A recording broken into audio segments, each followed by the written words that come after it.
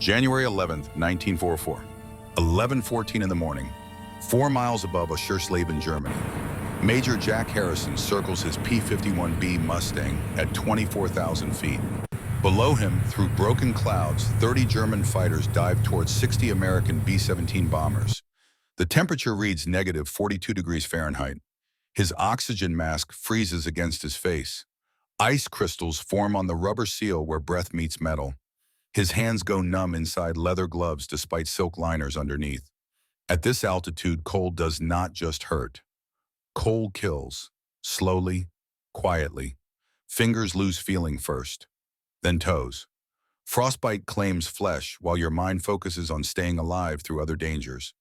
Through gaps in winter clouds below, he watches Messerschmitt Bf-109s and Focke-Wulf FW-190s dive in formation. Black crosses painted on wings. German fighters hunting American bombers like wolves after wounded elk. 30 against 60. 600 American airmen trusting that fighter escort would protect them this deep into Reich territory. Trusting promises made by generals who said the new P-51 Mustang could go all the way to target and back. Trusting that today would be different than Black Thursday 3 months ago, when bombers went alone and 60 flying fortresses never returned, and 600 men died because American fighters turned back at the German border. His 4-ship flight scattered 5 minutes ago, chasing separate German attack from different angle. His radio crackles nothing but static and ionosphere interference. He calls out into empty air. Hawk Flight Leader to Hawk 2, Hawk 3, Hawk 4. Nobody answers, just white noise. Just understanding that arrives slowly, then suddenly, like dawn breaking over frozen landscape. He is alone. One P-51 Mustang between 30 German fighters and 60 American bombers. Between predators and prey. Between massacre and survival. Between mathematics that say impossible and duty that demands continuation. The mathematics are brutal and clear. One fighter cannot stop 30. Every tactical manual says this. Every combat doctrine confirms it. Every instructor who trained him emphasized this fundamental truth. Wait for reinforcements. Maintain numerical advantage. Never engage when outnumbered more than 2 to 1. Common sense agrees completely. Dying achieves nothing when dying is certain, and achievement requires survival to matter. But Jack carries something that overrides mathematics and doctrine and common sense. A letter in his flight suit pocket, positioned right over his heart. Written yesterday afternoon by his wife Helen. Arrived this morning before dawn, broke over England. 2 sentences that burned themselves into his memory like a brand pressed into flesh. David died because fighters turned back at the border. Please bring them home, Jack. All of them. Lieutenant David Bennett, Helen's younger brother, 27 years old when he died. October 14th, 1943. Black Thursday, they call it now. The Schweinfurt ball-bearing raid that nearly ended daylight bombing forever. 60 B-17s shot down in a single mission. 600 American airmen lost in one day. David among them, burned over Germany because American fighters could not fly that deep into hostile territory. Because P-47 Thunderbolts ran out of fuel and range. Because P-38 Lightning struggled at high altitude in cold, thin air. Because bombers needed protection that did not exist yet. Protection that exists now in the form of this silver Mustang with its British Merlin engine. Protection that Jack flies today. Protection that means nothing if he turns back when turning back is safer. 30 German fighters below diving toward bombers. 60 American bombers heading home after successful strike. One P-51 Mustang circling above making impossible decision. Helen's letter over his heart. David's death, 3 months old but grief still raw and bleeding. Promise never spoken aloud but understood completely through that mysterious communication between husband and wife, where words become unnecessary because understanding runs deeper than language ever reaches. Understanding that turning back means abandoning these bombers to the same fate David suffered. Understanding that staying means probable death, but certain purpose. Understanding that some things matter more than survival, when survival requires living with knowledge that you quit when continuation was possible. Jack pushes the stick forward. The P-51 noses over.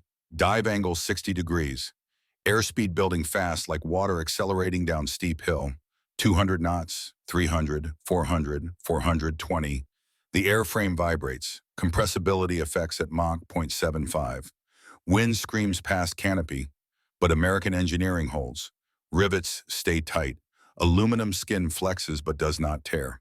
The propeller screams like Banshee. The engine roars 1,200 horsepower, Packard-built Merlin Fury. Silver Mustang diving alone toward 30 German fighters who do not see him yet because sun sits behind him and they focus on easier prey below. Freeze this moment. Understand this decision. Go back to beginning. Learn how Kansas City boy who grew up 3 blocks from small airport became only fighter pilot in European theater to receive Medal of Honor. Understand what promises mean when promises cost everything. Understand that courage is not absence of fear. Courage is continuing despite terror that threatens to freeze hands on stick and cloud judgment and whisper that survival matters more than duty. Courage is choosing duty anyway. January 11th, 1944. The day one pilot proved that impossible means only difficult when Will refuses to accept mathematics as final arbiter. That promises matter more than survival when promises are made to wives who lost brothers. That bringing them home matters more than bringing yourself home when them are 600 souls and yourself is only one. Go back to the beginning, to Kansas City, to childhood that shaped this warrior, to understanding that some people are built differently, not through choice, but through something forged in youth. Kansas City, Missouri, 1925. Jack Harrison is 14 years old. Jack grows up in small house 3 blocks from Fairfax Airport. The house sits in working-class neighborhood where fathers work with their hands and mothers stretch every dollar. His father works the Kansas City stockyards. Coming home each night smelling of cattle and honest sweat, his mother teaches elementary school. Patient voice, firm discipline, belief that education lifts people higher than any ladder. Their home is not fancy. 2 bedrooms, 1 bathroom. Kitchen where whole family eats together every night at 6 o'clock sharp. Living room with radio that brings world into their parlor through crackling speakers. American middle class before depression changes everything. Before prosperity becomes memory and jobs become scarce and soup lines become normal. But young Jack does not care about economics or class or any of that. Because 3 blocks away, possibility lives in canvas and wire. At Fairfax Airport, barnstormers land their biplanes on weekends. Male pilots refuel between runs. World War I veterans fly Curtiss Jennies and standard biplanes, giving rides for $5, teaching boys about freedom that exists nowhere else except sky. Jack spends every Saturday at that airport, walking those 3 blocks like pilgrim to shrine, watching takeoffs and landings with eyes that miss nothing, studying how pilots work the stick, how they manage throttle, how they read wind by watching smoke rise from farmhouse chimneys 2 miles distant. Understanding through pure observation what textbooks could never teach and schools could never convey. At 14, Jack starts washing aircraft in exchange for flying lessons. Old barnstormer named Pete Williams makes the deal. Former Army pilot who flew over France in 1918, shot down 3 Germans before armistice. Now he makes living flying paying customers over Kansas City and teaching boys who cannot pay in cash, but pay in sweat instead. Pete teaches Jack that flying is not magic. Flying is skill. Practiced, learned, mastered through repetition until hands move without thinking and eyes see things before mind processes them. Pete teaches the feel of stick, how it goes mushy just before stall, how it vibrates when you push too hard into wind, how it speaks to you if you listen with your hands instead of your ears. Jack solos at 16. Technically illegal, but airport manager looks away. Good pilots are rare. Natural talent is obvious. This boy who flies Jenny smoothly at 16 will be exceptional at 20 when legal and trained. By 18, Jack has 200 hours in his logbook, barnstorming across Kansas and Missouri and Oklahoma, wing walking at county fairs where crowds gasp, parachute jumps that make children dream, aerobatics over small towns where people point up and wonder. Everything pays just enough for next tank of gasoline, next meal, next chance to fly. His father watches this with mixed feelings, pride and worry fighting inside chest. One night at dinner, Jack asks a question that has sat between them for years. Why did you never fly, Dad? His father sets down fork. Looks at sun with eyes that have seen too much. Ground belongs to everyone, he says slowly. Sky belongs to brave. I was brave enough for ground, for trenches in Meuse-Argonne, for machine gun nests and poison gas, but not brave enough for not brave enough to trust canvas and wire when failure at altitude means death with no second chances. He pauses, cuts meat, continues. You are different, son. You have sky in your blood. I see it in how you watch those planes. Go fly. Do what I could not do. Be who you are instead of who I wish I was. Permission granted, understanding given. Father acknowledging that children exceed parents when parents allow it. 1936. Jack joins Army Air Corps. Not because war threatens, because military is only path for working-class Kansas City boy to fly professionally during Depression. Civilian flying jobs are scarce, competition brutal, but Army offers regular pay, regular flying, regular meals, structure that barnstorming lacks, basic training, advanced training, fighter training. Jack chooses fighters over bombers because fighters are solo, pure connection between pilot and machine. No crew, no committee, no compromise. Fighter pilot makes his own decisions, lives or dies by his own skill. That appeals to boy who understands ultimate responsibility belongs to individual. 1940. Jack meets Helen Bennett at Kansas City USO dance. He is young lieutenant home on leave. 29 years old, uniform pressed, shoes shined. Uncomfortable in crowds but trying to be social because mother insisted. Helen is nursing student at local hospital, 28 years old, practical, intelligent, beautiful in way that combines physical attraction with deeper compatibility that makes conversation easy and silence comfortable. They dance, they talk, they understand each other through chemistry that analysis cannot explain. She gets that flying matters to him more than anything except her. He gets that nursing matters to her more than anything except him. Different callings, same devotion, same understanding that purpose matters more than comfort. They marry 6 weeks later. Fast, like pilots, marry. Before deployment, before separation. Before anything can prevent what both know is right. Some decisions are obvious. Questioning them creates doubt where certainty serves better. Jack Jr. is born in 1941, Emma in 1943. 2 children, normal American family, house in Kansas City 3 blocks from where Jack grew up. Same neighborhood, different times because Depression is ending, but war is threatening and world changes in ways that make normal family life seem precious. Helen works at hospital. Jack flies wherever Army sends him. Routine military separation. Weeks apart, months apart. Reunions brief and intense. Children growing up understanding that daddy flies airplanes, which makes daddy special, but also makes daddy absent. Normal for military families. Acceptable because service matters. December 1941. Pearl Harbor changes everything. Jack volunteers for Flying Tigers. Claire Chennault's American Volunteer Group, fighting Japanese in China before official American involvement. Helen opposes it initially. War has not been declared formally yet. Jack would be mercenary, risking life for foreign country, leaving family for longer than normal deployments. But Jack explains and Helen understands. Experience in China will matter when America enters war officially. Being first means being prepared. Being prepared means surviving.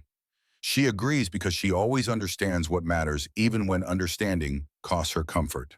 China from 1941 to 1943, 86 combat missions, flying P-40 Warhawks with shark teeth painted on nose, fighting Japanese Zeros over Burma Road, over Kunming.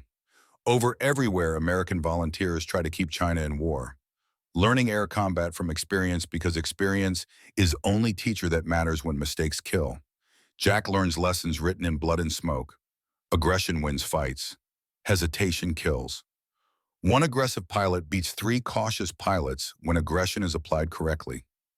Energy management matters more than raw speed. Position matters more than firepower. Seeing enemy first matters more than flying better because unseen enemy kills before fight begins. 86 missions teach 86 lessons. September 1943, Jack returns to United States. Flying Tigers disband. Regular military absorbs volunteers. Jack rejoins Army Air Corps with his rank and experience. Gets assigned into 354th Fighter Group. First unit receiving new P-51B Mustang. Pioneer Mustang Group. Testing whether theory works. Whether P-51 can really escort bombers deep into Germany. Whether long-range escort is possible, or whether physics says impossible. Helen and children wait in Kansas City. Same house, same neighborhood. Life continuing as normally as possible while Jack risks everything testing experimental fighter. October 14th, 1943. Black Thursday changes everything. Lieutenant David Bennett flies B-17 with 401st Bomb Group. His 7th mission. 27 years old. Helen's younger brother. The one she helped raise after parents died in car accident back in 1905. The one who followed Jack into military because Jack made aviation seem like purpose instead of just job. The one who chose bombers over fighters because David was social where Jack was solitary and crew mattered to him. The mission targets ball-bearing factories at Schweinfurt. Deep into Germany, 291 B-17s, nearly 3,000 American airmen, flying beyond range of P-47 escort, going alone into German airspace where Luftwaffe fighters wait, where flak concentrates, where everything depends on defensive firepower and courage and luck. German fighters hit them 100 miles before target. Messerschmitts and Focke-Wulfs from multiple squadrons. Coordinated attack. Overwhelming force. Bombers fight back, shoot down Germans. But physics favors attackers. Fighters choose angle and speed and surprise. Bombers fly straight, maintaining formation. David's B-17 takes 20mm cannon hits at 11:23 in the morning. Number 3 engine catches fire. Fuel fire spreading despite crew efforts. Pilot orders everyone to bail out. 6 crew members jump. Parachutes open. They will survive as prisoners. David stays at controls, keeping aircraft level so crew can escape safely. Last man jumps at 11:25. David tries following. At 11:26, right wing separates from fuselage. B-17 enters uncontrollable spin. David never gets out. Witnesses see impact 40 miles north of Schweinfurt. No parachute, no survival, just impact and explosion and smoke. The telegram arrives Kansas City on October 18th. Helen answers door, sees Western Union messenger, knows before opening envelope, knows from his face, knows from telegram weight. Opens it, reads words confirming what heart already understands.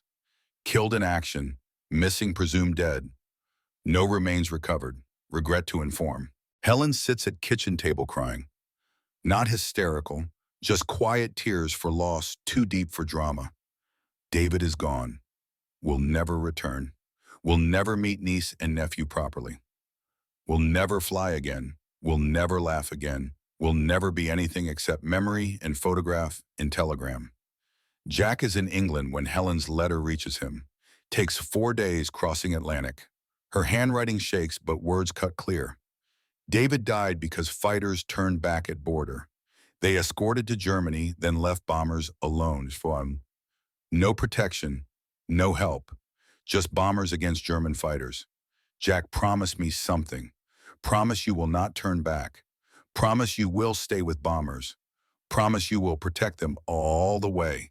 Promise David's death means American fighters learn to finish missions. Promise me they come home. All of them. Every single one. Jack reads letter alone in barracks, makes promise silently. No witnesses needed, no ceremony required.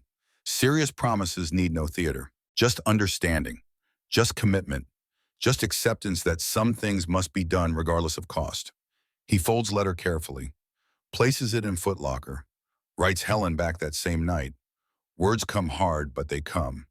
I promise they will come home. All of them. David's death will mean something.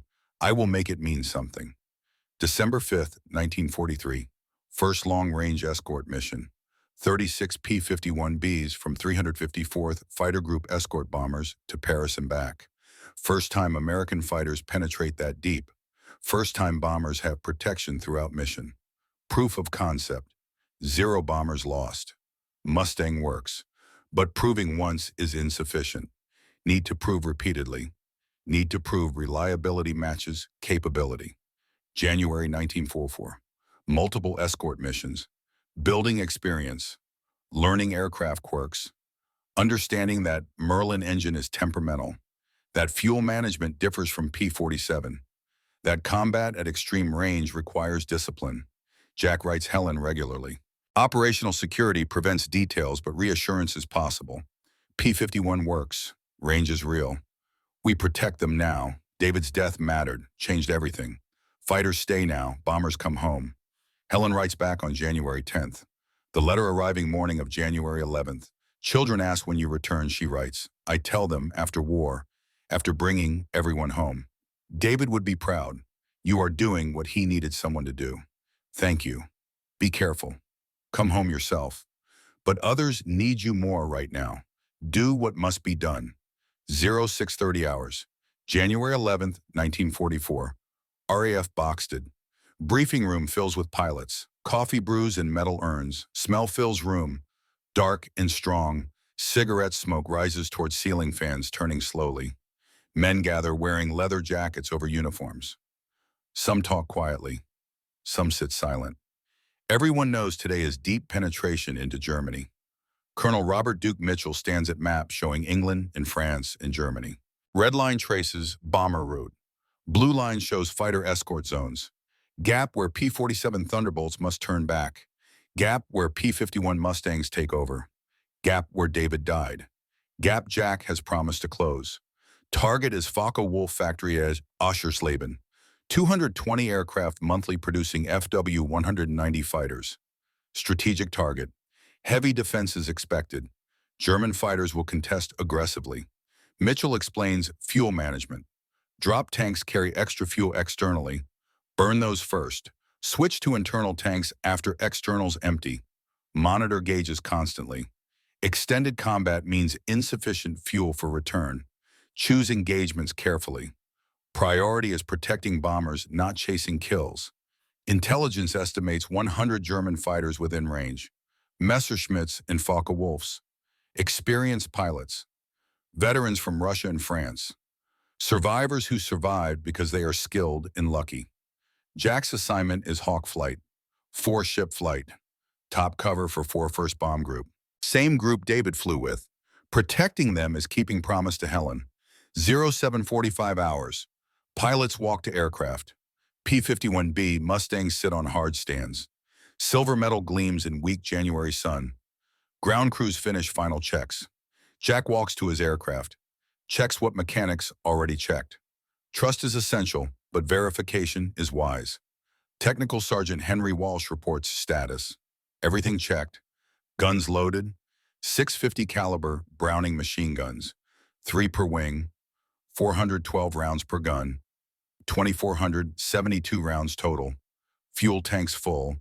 280 gallons internal, plus 2 drop tanks of 175 gallons each. Jack climbs into cockpit. Routine familiar, but never routine. Settle into seat. Adjust harness. Connect oxygen mask. Connect radio cord. Check instruments. Fuel showing full. Oil pressure good. Everything working. Helen's letter sits in flight suit pocket over heart. 2 sentences. David died because fighters turned back. Please bring them home. Promise made. Promise being tested today. 0815 hours. Engines start across airfield. 50 P-51B Mustangs. Pioneer Mustangs. 1,200 horsepower Merlin engines roar. Propellers spin. Smell of high-octane fuel. Sound of power. Sound of American engineering answering American need. 0830 hours. Takeoff begins. Jack rolls down runway. Airspeed builds. 80 knots, 100, 120. Stick back. Nose lifts. Airborne. Gear up. Flaps up. Climb power. Everything working. Formation joins over English coast. 50 Mustangs flying east. Toward Germany. Toward bombers needing protection. Toward everything. Helen's letter over heart. Promise in pocket. 300 miles to German border. 11:14 approaches. Moment approaches. Decision approaches. The bombers appear below at 11:10. 60 B-17s in formation. Contrails marking their path. Heading home after bombing target. Smoke rises from Oschersleben. Mission accomplished for them. Now just survival. Just getting home. 11:12. Jack's flight scatters. German fighters attacking from different angle. Radio calls to pursue, to engage. Jack finds himself alone at 11:14, circling above bombers. Then he sees them. 30 aircraft diving from altitude. Black crosses on wings. Coming fast. Coming hard. Coming for bombers with no other protection visible. This is the moment. Mathematics say turn back. One cannot stop 30. Doctrine says wait. Common sense says survive. But Helen's letter burns against Tom's chest. David died because fighters turned back. Please bring them home. Jack makes his choice. Only choice possible. Only choice that lets him look at Helen again. Only choice that honors David. Only choice that keeps promise. He pushes stick forward. Mustang noses over. 60 degrees down. Airspeed building, 1 against 30. Impossible odds. Perfect clarity. Bringing them home. All of them. Like he promised. Whatever it costs. The silver Mustang screams down toward 30 German fighters who do not see him yet. Sun behind. Promise ahead. Mathematics say this cannot work. Jack Harrison does not care what mathematics say. Mathematics did not write Helen's letter. Mathematics did not kill David. Mathematics will not determine whether these bombers come home. Will determines that. Courage, promise. And Jack Harrison made a promise. The dive continues. 400 miles per hour. 420. Approaching the moment that will define everything. 1 against 30. 37 minutes of fury about to begin. Bringing them home. No matter what. Because some promises cannot be broken. Because some debts must be paid. Because some brothers deserve someone staying when everyone else turns back. Today, Jack Harrison stays. Today, mathematics lose. Today, promises win. The silver Mustang dives. Alone, committed, unstoppable. 11:14 hours and 30 seconds. 22,000 feet above Oschersleben. Jack comes from above at 420 miles per hour. Sun sits behind him. Germans focus on bombers below. They do not see the P-51 diving until too late. His 650 caliber machine guns converge on the nearest FW-190. Lead computing gun sight solves deflection angle automatically. Modern American technology meeting, German steel. He squeezes, trigger smooth. All 6 guns fire simultaneously. Cyclic rate 300 rounds per minute per gun means 90 rounds scream downrange in 3 seconds. Armor-piercing incendiary rounds mixed with tracers. Every 5th round glows red hot. Trajectory becomes visible. Corrections become possible in real time.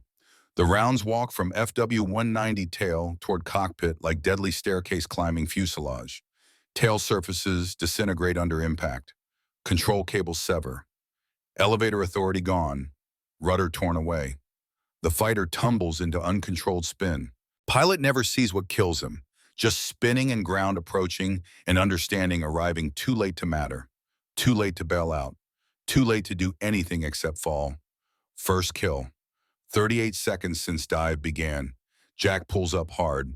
7 Gs crush him into seat. Blood drains from head toward feet. Vision tunnels. Gray edges close in from periphery. Physics demands payment for violent maneuver. He eases pressure slightly. Peripheral vision returns. Heart pounds against ribs. Breathing comes ragged through oxygen mask. But he is alive. Functional, capable of continuing. Mind clear despite body protesting. He rolls inverted. Spots BF-109 below. Pulls through. Dives again. This violates American doctrine. Doctrine says maintain energy advantage. Climb after first attack. Reset positioning. Choose next target carefully from position of strength. But Jack does not follow doctrine written by men who never faced 30 fighters alone. Jack attacks continuously.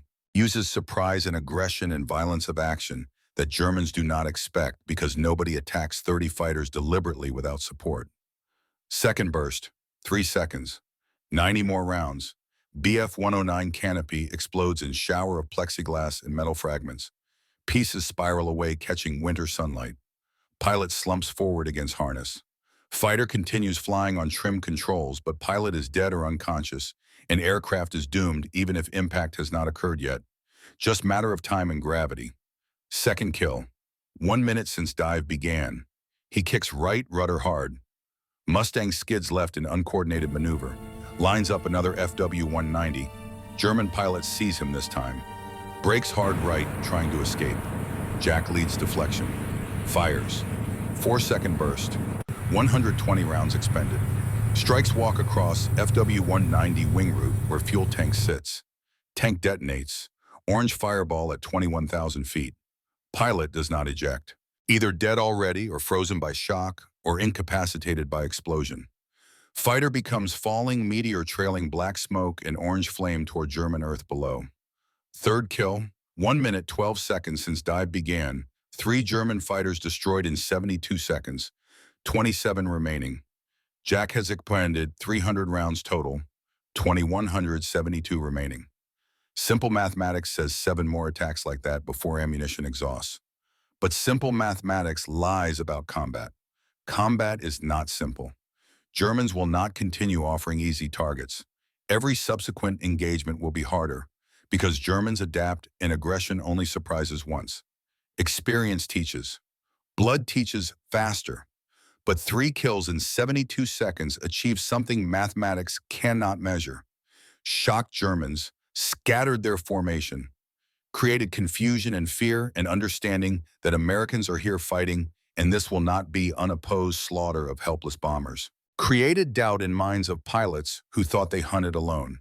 Made 30 German fighters suddenly cautious when caution is exactly what Jack needs, because cautious fighters do not press attacks on bombers, and every second bombers survive is 1 second closer to safety. Every heartbeat is distance gained toward England. Inside the bomber formation, Staff Sergeant Thomas Baker watches from ball turret underneath B-17 named Liberty Bell. Baker has flown 19 missions from this cramped sphere beneath bomber. Coldest position on aircraft. Loneliest, most vulnerable. Seen P-47 Thunderbolts escort to German border, then turn back when fuel runs low. Seen P-38 Lightning struggle at high altitude where thin air makes engines gasp. Never seen this. One P-51 carving through German fighters like scythe through wheat, destroying 3 aircraft in time it takes to comprehend what is happening. Baker counts in his head like accountant tallying inventory. 3 down, 27 circling. 1 American.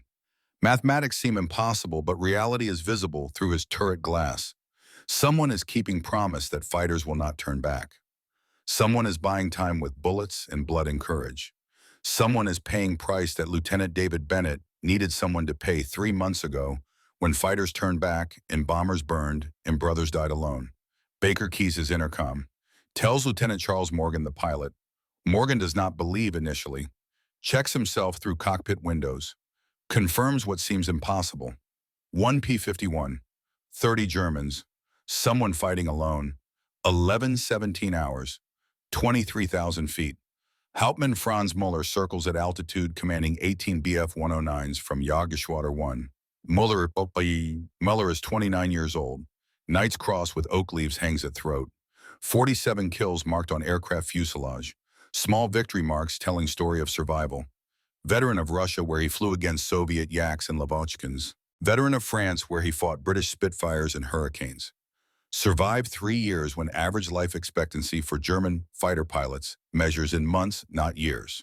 Survived through skill and caution and understanding that aggressive pilots get kills, but cautious pilots get old, and he is old at 29 in war, where 25 is ancient. He watched American P-51 destroy 3 fighters in 72 seconds. Impressive, dangerous, but not worrying initially because American fighters always operate in groups.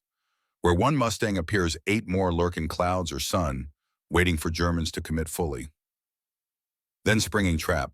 Mueller learned this fighting Americans over France last year. American doctrine emphasizes teamwork, mutual support, fighting as cohesive units, not as individuals. Very different from German rot pairs, but equally effective. But this Mustang operates alone. Mueller watches 5 minutes, waits for trap to spring, waits for other Mustangs to dive from sun, or climb from clouds, or appear from any angle revealing ambush. Nothing happens. Mustang continues attacking. Alone, against 30.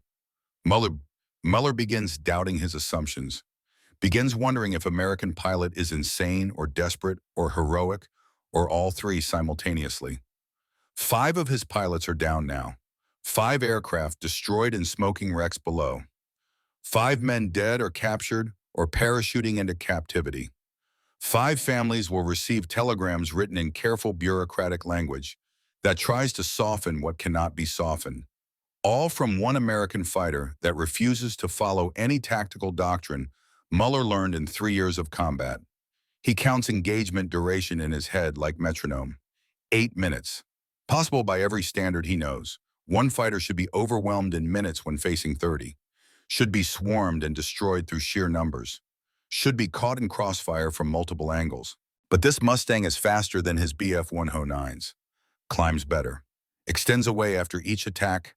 Building speed, Germans cannot match in pursuit. They cannot coordinate effectively when Mustang refuses to fight predictably. Refuses to follow rules. Mueller realizes truth at 11:22. This American is truly alone.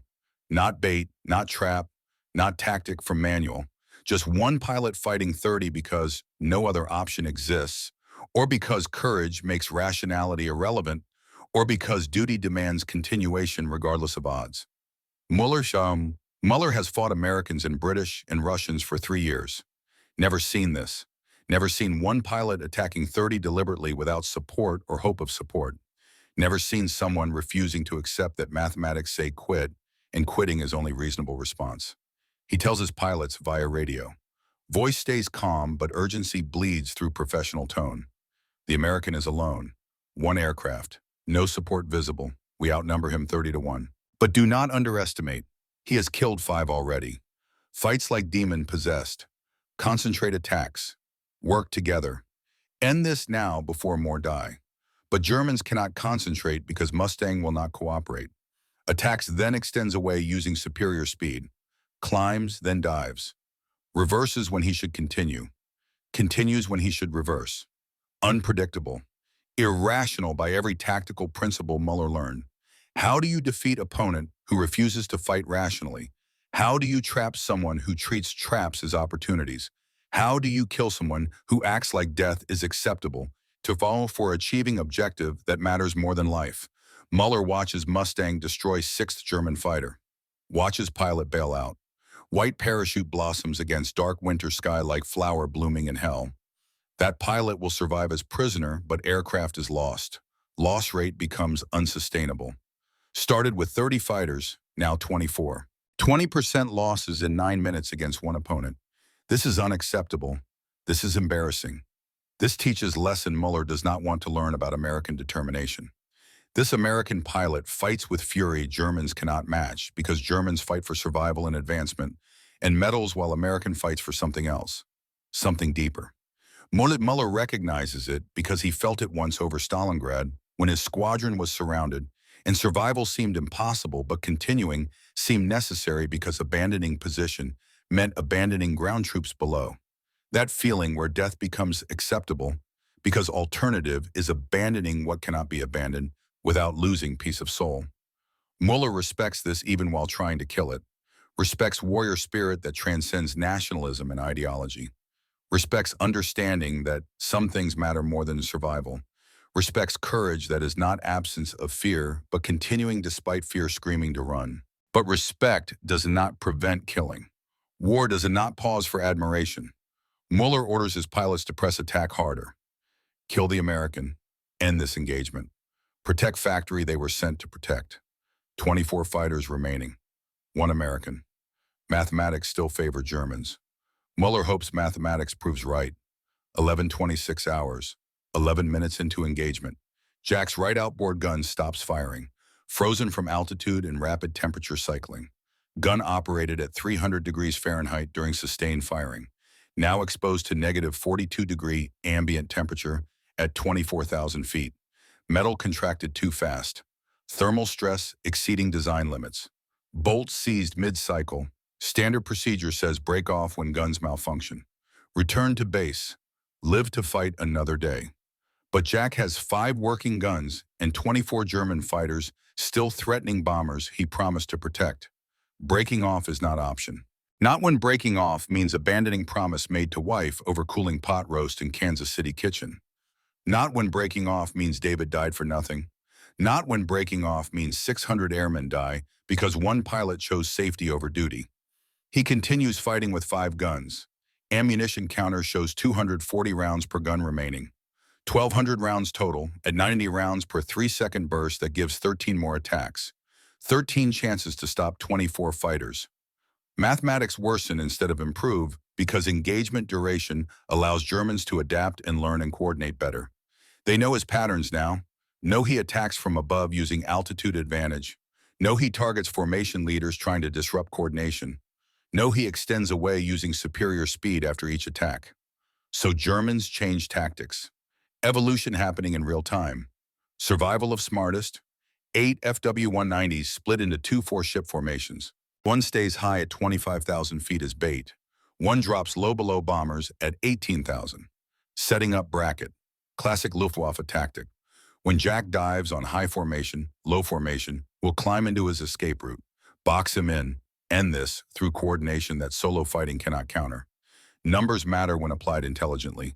Jack sees trap developing, recognizes bracket forming, takes bait anyway. Sometimes you walk into traps because avoiding them means abandoning objectives that matter more than safety. Sometimes duty requires accepting risk that prudence would reject. He dives on high 4 at 60-degree angle.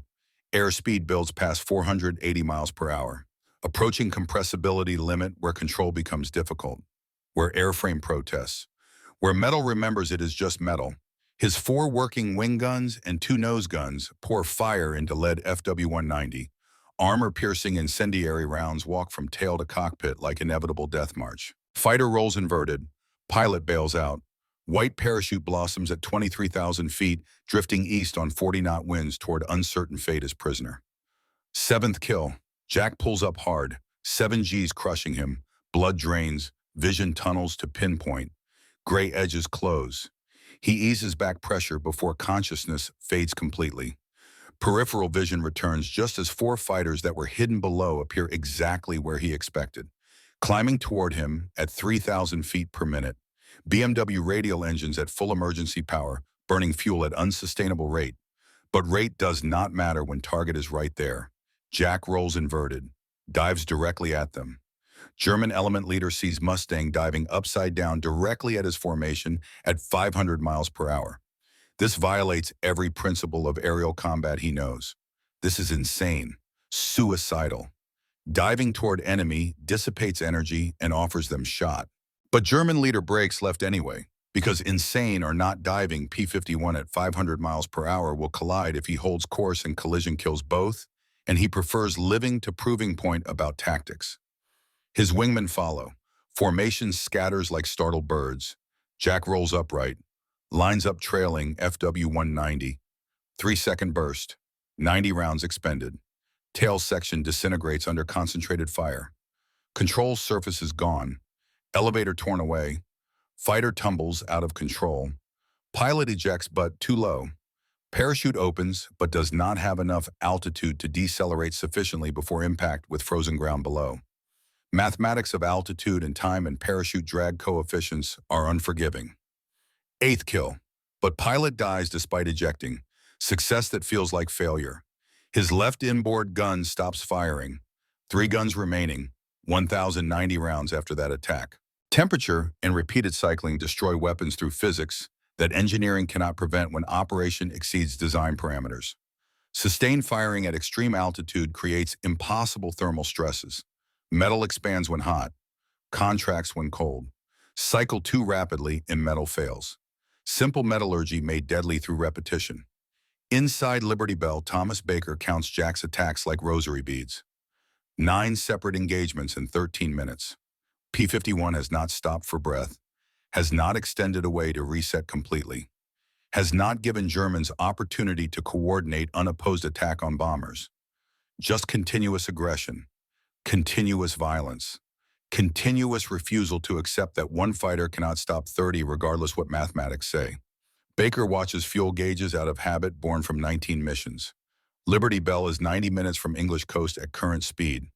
P-47 Thunderbolts should arrive as relief escort in 40 minutes. If lone P-51 can hold for 40 more minutes, bombers will survive. All 60, all 600 airmen. If P-51 is destroyed or driven off, bombers will die in minutes because 22 German fighters can destroy 60 bombers quickly when unopposed. Mathematics favor attackers overwhelmingly. Baker and 599 other airmen owe their lives to pilot they cannot see clearly, cannot identify, may never meet. But who keeps promise that matters more to him than survival matters to normal people? Who redefines what normal means? Who shows what courage looks like when courage is applied without reservation? Lieutenant Charles Morgan keys his radio, asks for Mustang's call sign, wants to thank pilot, wants to know who is saving them so he can tell his grandchildren someday if he lives to have grandchildren. No response comes. Mustang is too busy fighting, too busy keeping promise, too busy rewriting what one pilot can accomplish when that pilot refuses to quit. 11:33 hours, 19 minutes into engagement. Jack's ammunition counter hits 100 rounds per gun. 400 rounds total across 3 working guns. At current rate of fire, that gives 4 to 5 more attacks maximum. Then Winchester, out of ammunition. Defenseless. Germans still have 22 fighters operational. Mathematics say he cannot destroy 22 fighters with 400 rounds. Can only delay. Buy time. Hold until P-47 relief arrives in 23 minutes. 23 minutes might as well be 23 hours when every second stretches into eternity under stress. 22 German fighters form up tighter this time. Learning, adapting, wrought pairs within swarm elements within larger group. They will not scatter anymore, will maintain cohesion, will use mutual support to counter his individual attacks. Coordination defeats solo tactics when coordination is applied correctly by pilots who learned lessons at cost of 8 comrades dead. They pay tuition. Now applying what tuition purchased. They dive at bombers in 3 waves. First wave, 8 fighters targeting lead squadron. Second wave, 7 fighters going for high squadron. Third wave, 7 fighters positioned to catch stragglers. Textbook Luftwaffe doctrine perfected over 4 years of war. Overwhelming force. Multiple attack axes. Works every time against outnumbered opposition when executed properly. Opposition is 1 P-51 with 400 rounds and 3 working guns and pilot who will not quit, will not surrender, will not accept that mathematics determine outcomes when will can override mathematics through sheer bloody-minded determination. Jack hits first wave head-on at 11:34, picks leftmost FW-190, fires 1-second burst, 30 rounds. Tracers converge like meeting rivers. FW-190 engine cowling shatters. Pieces fly backward, hitting cockpit canopy. Fighter rolls away, trailing black smoke from punctured oil lines that spell doom within minutes. 9th kill, 370 rounds remaining. He pulls up vertical, using accumulated speed to climb above second wave. They are committed to attack run-on bombers, cannot follow him up without abandoning attack. He hammerheads at top of climb, stalls, falls backward, kicks rudder, spins 180 degrees, dives back down onto their tails, lines up trailing BF-109, 1-second burst, 30 rounds, tail shears off completely. Fighter tumbles like falling leaf. 10th kill, 340 rounds remaining. His right inboard gun seizes. 2 guns remaining. 310 rounds total. Third wave climbs toward him. 7 fighters, all firing. Tracers fill sky like deadly fireworks. Jack is out of airspeed and altitude advantage. Sits below them now. They have sun. They have numbers. They have working guns. Standard tactics say run, build speed, extend away, reset on better terms, live to fight again. But running means Germans attack bombers unopposed for 20 minutes until thunderbolts arrive. Running means bombers die. Running means promise broken. Running means looking at Helen and admitting he turned back like fighters turned back when David needed them to stay. He turns into 7 fighters, climbs straight at them with guns blazing down at him from above. This is suicidal. Head-on attack against 7 opponents when he has 2 guns and they have 14 plus cannons. But running means bombers die, and that is unacceptable cost. Lead BF-109 and Jack both fire at 400 yards. Closing speed exceeds 700 miles per hour. Both pilots should brake at 100 yards. Fighter pilot training that says brake before collision becomes inevitable. Neither brakes. At 50 yards, BF-109 propeller explodes from Jack's gunfire. Pieces shred through its own engine cowling. Fighter snap rolls left violently. Pilot does not eject.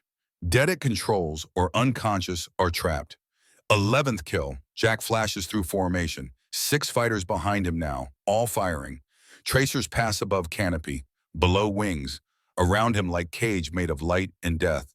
1 round punches through left horizontal stabilizer. Clean hole. Another clips right aileron trailing edge.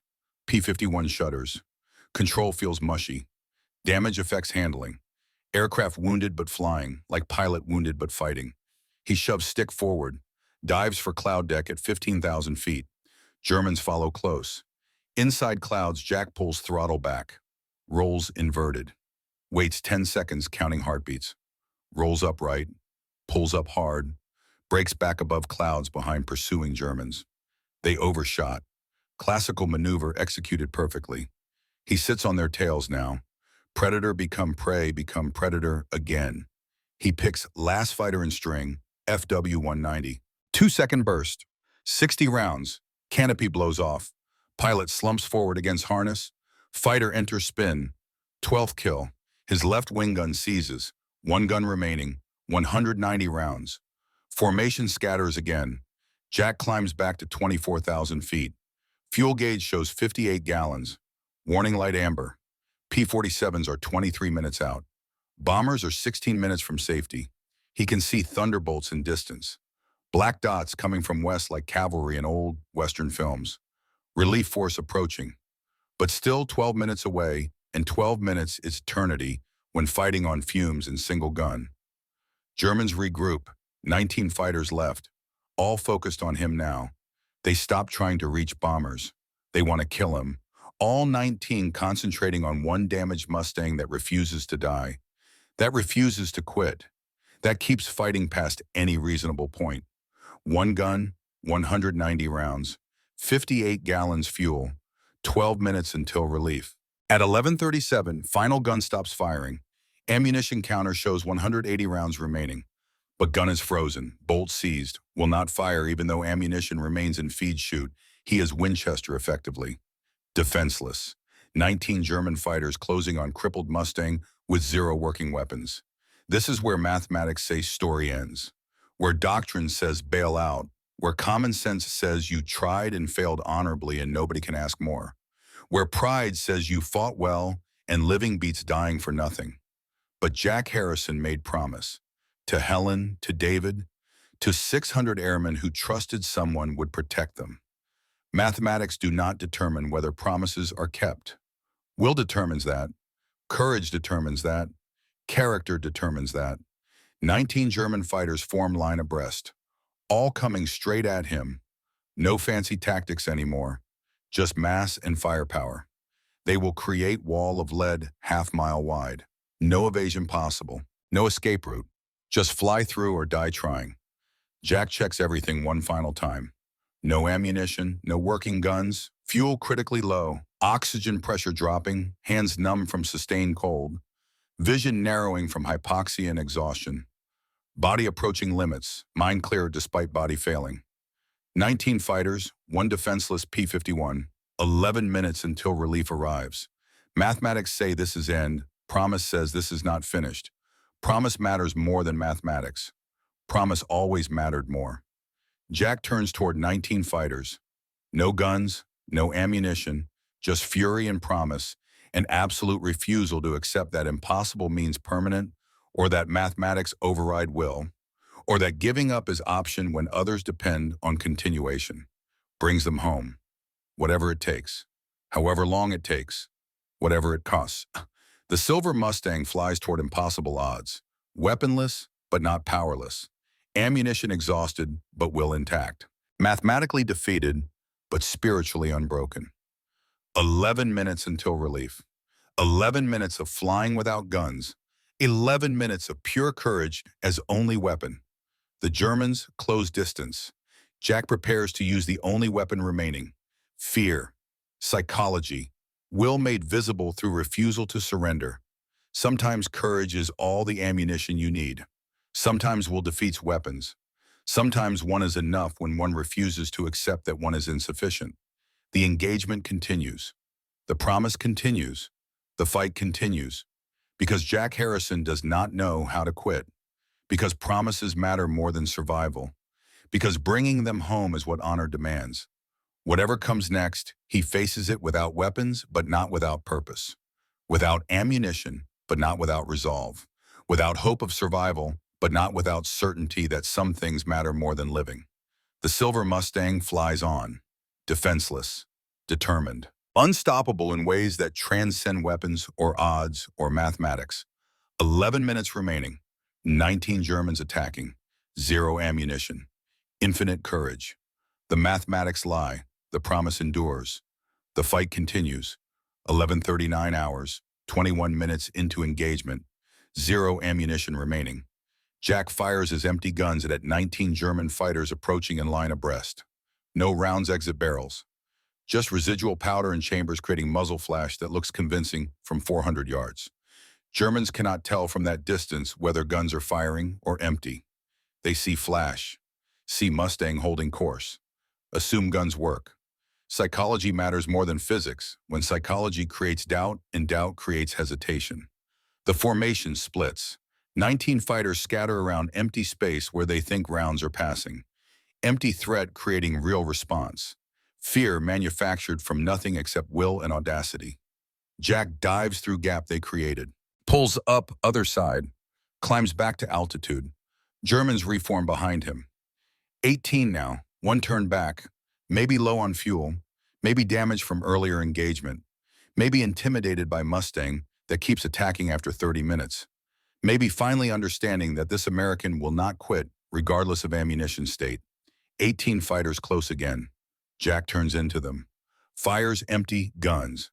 They break earlier this time, splitting at 600 yards instead of 400. Uncertainty affecting decisions in real time. One fighter does not break fast enough. Too slow to recognize threat is illusion. Jack closes to 50 feet behind BF 109. German pilot looks back over shoulder. Sees Mustang propeller inches from his tail. Sees what he thinks are muzzle flashes. Sees death approaching, whether death is real or imagined. He breaks hard left. Nearly stalls from violent maneuver. Recovers. Dives for deck. Gives up. Runs away from fighter with no ammunition. Because fear is more powerful than knowledge when fear takes control of judgment. When psychology overrides training.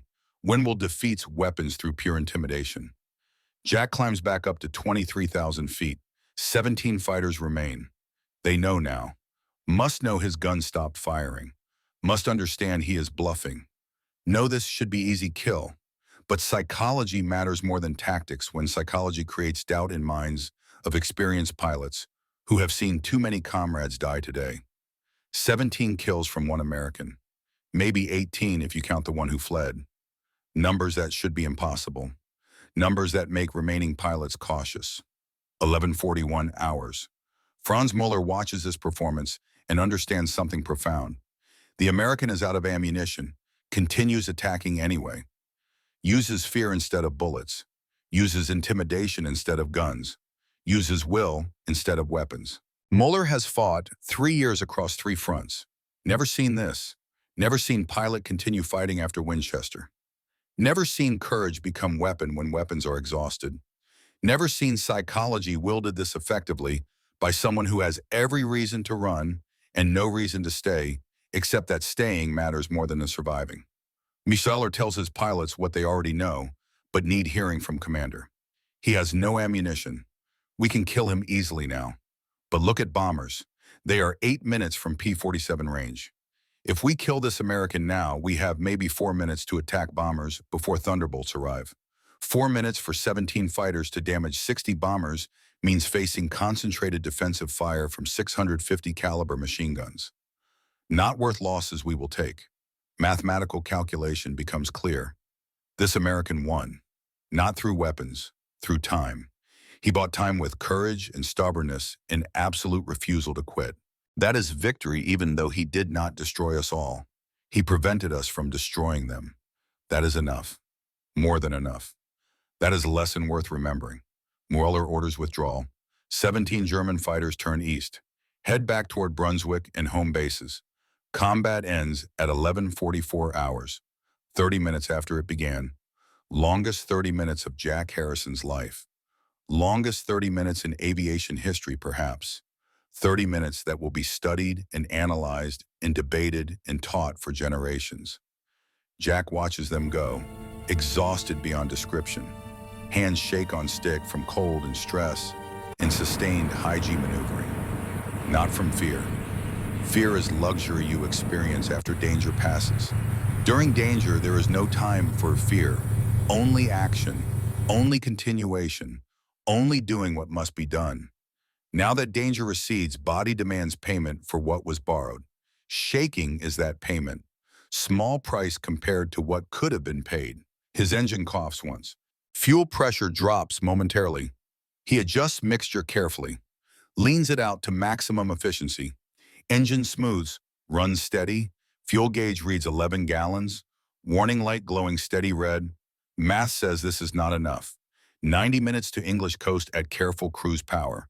11 gallons at careful consumption rate gives maybe 95 minutes if everything goes perfectly and nothing goes wrong, and luck favors the brave just this once more. He turns west, follows bombers. P-47 Thunderbolts form up around B-17s like protective envelope. One Thunderbolt pilot pulls alongside Jack, close enough to see damage. See bullet holes? See shot away pieces. Gives thumbs up. Recognition between warriors. Jack nods, too tired to return gesture properly. Too exhausted to do anything except fly straight and level and breathe and understand that promise was kept. David's death mattered. Helen's letter was answered. 60 bombers heading home. 600 airmen alive. 0 losses today. All because one pilot refused to turn back, when turning back was rational, and staying was insane, and insanity became courage through commitment to promise that mattered more than anything. 33 minutes of combat ends. Engagement complete. Promise kept. Whatever happens next. 12:23 hours. English coast appears through broken clouds. White cliffs materialize like salvation made solid. Jack's fuel gauge reads 11 gallons when those cliffs become visible. 99 minutes since combat ended. Engine ran at careful cruise power through luck and precise fuel management and prayers unspoken but felt. Understanding that sometimes impossible becomes possible when alternative is unacceptable. RAF Boxted Airfield sits 12 miles inland. Tower gives him priority landing. Emergency declared based on fuel state and combat damage. Other aircraft hold in pattern, giving damaged Mustang first approach. Professional courtesy between pilots who understand. Jack lines up final, landing gear down. 3 green lights confirming hydraulics still work despite damage. Flaps down, airspeed 120 knots. Over threshold. Throttle back, stick back gently. Main wheels kiss concrete. Tail wheel settles. He rolls down runway. Engine coughs twice. Fuel starvation beginning. Tanks reading empty. But momentum carries aircraft. He turns off runway onto taxiway. Engine dies completely. Propeller windmills to stop. Silence except wind and his own breathing ragged through oxygen mask still connected. Ground crew sprints to aircraft. They heard radio chatter. Something about lone Mustang over Germany. Something impossible. Something worth running across frozen tarmac to witness. Technical Sergeant Henry Walsh reaches aircraft first. Opens canopy. Cold air rushes in. Sir, you okay? How many Jack sits motionless for 10 seconds? Hands will not release stick. Fingers cramped from 3 hours gripping controls tightly enough to leave marks. He forces them open. Unplugs oxygen mask. Face shows red pressure marks where rubber pressed against flesh. Unplugs radio cord. Releases harness. Tries to stand. Legs nearly buckle. 3 hours, 37 minutes in cockpit. 90 minutes continuous combat. Sustained high-G maneuvering. Body demands payment now that survival is certain. Walsh helps him down from wing. Jack walks around aircraft with crew chief counting damage. Walsh examines each hole carefully like doctor examining patient. One round through left horizontal stabilizer. Another through right aileron. 37 bullet holes total in aluminum skin. Most are small caliber machine gun rounds from long range. 3 are 20 millimeter cannon strikes that punched through but missed vital systems by inches. One cannon round went through wing root, missed fuel tank by 6 inches. 6 inches between survival and fireball. Walsh looks at Jack with new understanding written across face. How many confirmed, sir? Maybe 3, maybe 4. Hard to tell in fight. Walsh knows pilots undercount, knows modesty is common among those who do impossible things. But he does not argue, just appreciates that his pilot came back when so many do not. Just grateful that aircraft can be repaired when so many cannot be salvaged. Dinathorpe, 1337 hours. 401st Bomb Group landed 60 B-17s. Every aircraft returns, 0 losses. Statistical anomaly in war, where missions over Germany average 9% losses, sometimes higher. Today, 0. Difference was one P-51 fighting for 30 minutes after all other escorts departed or scattered. Lieutenant Charles Morgan climbs out of Liberty Bell. Ball turret gunner Thomas Baker finds intelligence officer immediately. Tells him about Lone Mustang. 30-plus minutes combat. One fighter defending 60 bombers. Intelligence officer is skeptical initially. Combat stress causes exaggeration sometimes. But he checks with other crews. Same story repeats from 18 different bomber crews. One P-51, call sign unknown, pilot unknown, fighting alone over half hour, saved entire formation. 8th Air Force launches investigation, checks mission logs carefully, cross-references times and positions in radio calls. Only one P-51 from 354th Fighter Group remained with bombers that long. Aircraft number 436315. Pilot Major Jack Harrison. Flight records confirm he landed with 11 gallons fuel. Gun camera footage shows 12 confirmed kills. Multiple witnesses from bomber crews confirmed defensive actions that saved formation from concentrated German attack that should have been devastating. January 13th, 2 days after mission. Lieutenant General Ira Eaker, commander of 8th Air Force, visits RAF Boxted personally. He interviews Jack in operations building. Small room, table, 3 chairs, coffee brewing in corner, cigarette smoke hanging in still air. Eaker asks Jack to describe engagement. Jack is reluctant, uncomfortable with attention. Just did my job, sir. Bombers needed protecting. Protected them best I could. Eaker presses for details. Notebook sits open on table. Pen ready. 30 minutes of combat. 12 kills confirmed. Ran out of ammunition but kept attacking. Explain how you continued without ammunition, Major. Jack shrugged slightly.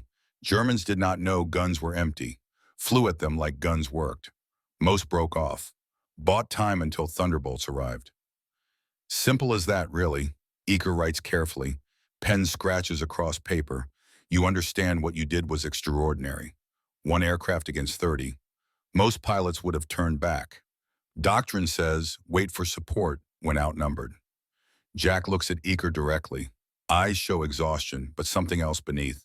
Something harder than exhaustion. Something forged in combat. Doctrine did not write my wife's letter about her brother dying because fighters turned back at border. Doctrine does not explain to 600 airmen why you abandoned them when they needed you. Doctrine is words on paper. Bombers are people. People matter more than words ever will. Eaker nods slowly, understands now what drives this pilot, why some men do impossible things. He closes notebook. I am recommending you for Medal of Honor. Your actions saved 600 lives, demonstrated courage beyond any measure. You deserve the nation's highest recognition. Jack says nothing for a moment, then quietly. 12 Germans died. Their families received telegrams too. Not sure that deserves medals. Eaker stands preparing to leave. War requires killing, Major. You killed to save. That is the difference. That is what medals recognize. Not the killing, the saving. The recommendation moves fast. Usually Medal of Honor approvals take months. Committees review carefully. Witnesses testify. Evidence accumulates. Jack's recommendation takes 6 weeks. Witnesses are clear. Evidence overwhelming. Outcome inevitable. March 6, 1944. RAF Boxted. 54 days after mission. Entire 354th Fighter Group assembles on flight line. 500 men in formation. Dress uniforms despite cold March wind. Brigadier General Jesse Otan arrives from 8th Air Force Headquarters bringing medal in wooden presentation case. Ribbon is light blue silk with 13 white stars representing original colonies. Medal itself shows Minerva holding shield and sword, America's highest military decoration, reserved for valor above and beyond call of duty, for actions where death is probable and duty undeniable. Auden Reed's citation, voice carries across silent formation, for conspicuous gallantry and intrepidity above and beyond call of duty in action with enemy near Oschersleben, Germany on the 11th January 1944. Major Jack Harrison single-handedly defended formation of heavy bombers against attack by 30 enemy fighters. He destroyed 12 enemy aircraft and drove off remainder through aggressive action despite being heavily outnumbered. After exhausting ammunition, he continued attacking using superior flying skill and intimidation to prevent enemy from reaching bombers under his protection. His heroic actions directly saved lives of 600 American airmen. His gallantry reflects highest credit upon himself and United States Army Air Forces. Auton places medal around Jack's neck. Jack salutes. They shake hands. Photographers capture moment. Flash bulbs pop. This image will appear in newspapers across America. Kansas City boy receives Medal of Honor. Proof that ordinary Americans do extraordinary things. After ceremony, bomber crews visit from Dinathorpe. Traveled specifically for this. Thomas Baker shakes Jack's hand, holds it firmly. Sir, I watched entire fight from ball turret. Counted every engagement. Never seen anything like it. I wrote my wife, told her I owe my life to man in silver Mustang. We had a son 2 weeks ago. Named him James after you. Wanted you to know that. Jack does not know what to say. Does not feel heroic. Feels tired and grateful Baker survived. Congratulations on your son. Hope war ends before he grows up needing to fight in next one. Lieutenant Charles Morgan thanks him. Entire crew thanks him. They understand statistically they should be dead. Understand that promise kept by one pilot meant difference between going home and never going home. The mission changed fighter doctrine permanently. Before January 11th, fighters stayed close to bombers. Defensive escort. Protecting through presence. After Jack's mission, fighters are authorized to pursue attackers aggressively. Hunt enemy. Clear sky. Doctrine shifts from protection to domination. From passive defense to active offense. From escorts to hunters. Within 3 months, 14 of 15 8th Air Force fighter groups convert to P-51 Mustangs. Pioneer Mustangs proved concept. Other groups follow. By December 1944, Mustangs escort bombers to Berlin and back. 700-mile radius. Luftwaffe cannot hide. Bomber losses drop from 9% to less than 2%. Strategic bombing succeeds because fighters like P-51 exist and pilots like Jack prove they work. Jack flies 26 more combat missions. Shoots down 6 more aircraft. Total kills 17. But he is never alone again. Fighter command changes procedures. No more solo operations. Flights stay together. Mutual support mandatory. Jack agrees completely. What he did on January 11th was necessary but not repeatable. Lightning does not strike same place twice by choice. June 1965, Paris, France. Le Bourget Airport, International Air Show. Franz Muller attends as Lufthansa delegation representative. 50 years old now. Captain on Boeing 707 transatlantic routes. 20 years since war ended. Germany rebuilt. Democracy established. NATO member. Allied with America against Soviet Union. Former enemies become current partners. Franz walks exhibition halls. Sees display titled American Fighter Aces of World War II. Photographs and citations.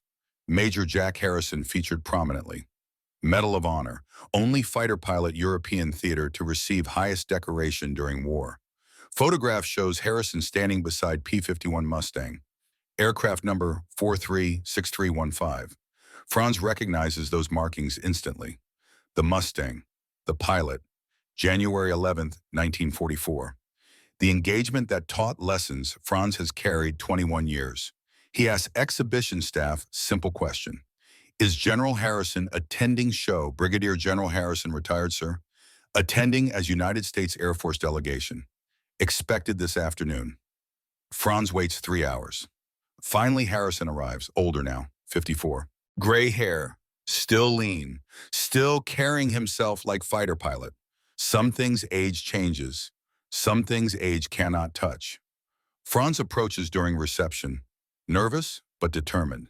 General Harrison, I am Franz Muller, former Hauptmann Jagdgeschwader, 1st of January 11, 1944. I commanded German fighters you fought near Oschersleben. I wanted to meet man who defeated 18 of my pilots alone. To shake your hand. To tell you that day taught me what American courage means. Jack studies Franz carefully. Sees former enemy. Sees current colleague.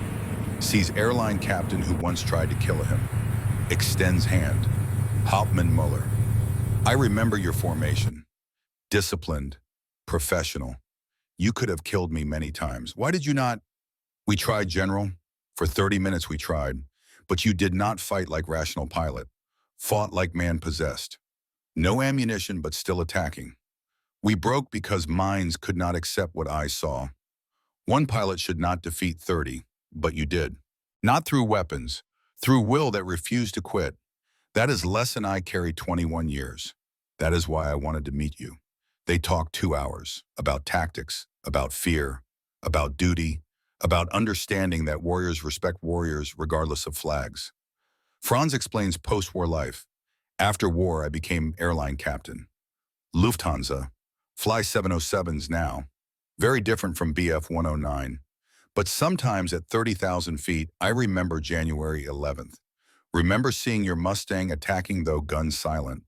That taught me to land 707 with 2 engines failed over Atlantic in 1962. Saved 146 passengers.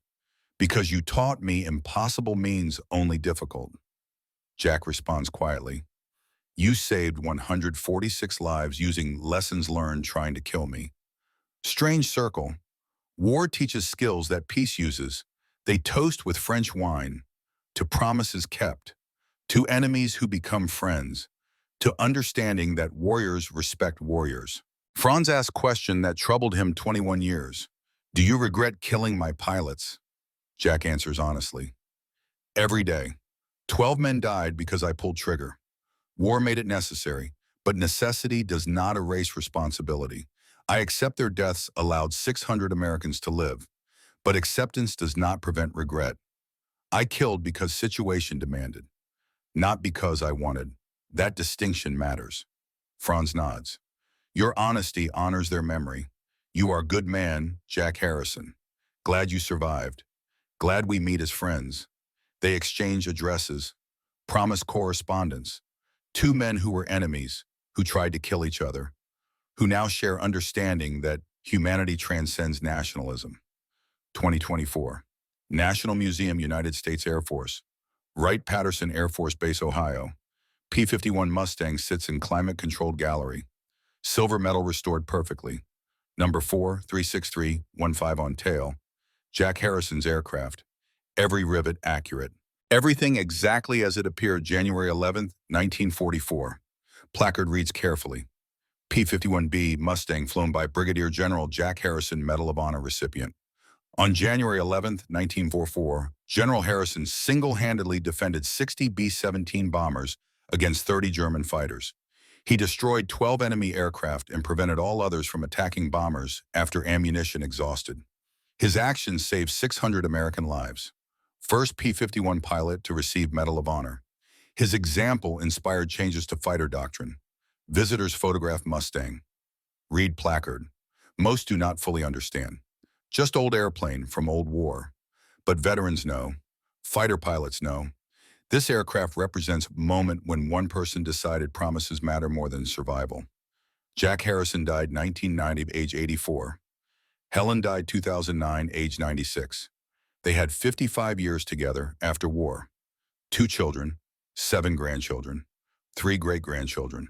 Normal American family, except for beginning. Thomas Baker lived to 92. Named son James Thomas Baker as promised. Grandson serves Air Force today. F-35 pilot. Legacy continues. Jack Jr. retired Air Force colonel. Flew F-4 Phantoms Vietnam. Emma married Navy aviator. Modern wars. Different enemies. Same fundamental principle that service matters. Franz Muller died, 1998, age 83. Lufthansa captain retired with honors. 2 daughters, 5 grandchildren, children. Normal German family rebuilt from ashes. Franz and Jack corresponded until Franz's death. Christmas cards every year. Friendship built on mutual respect. Final legacy is understanding transmitted across generations. That promises matter. That courage is continuing despite fear. That one person makes difference when that person refuses to quit. Jack Harrison's last words to grandson entering Air Force Academy, 1993, are preserved. Fly like angels depend on you. Fight like demons fear you. Protect like promises matter more than life. That is what service means. Promise me you will come home. Promise me you will bring others home. The grandson kept promise.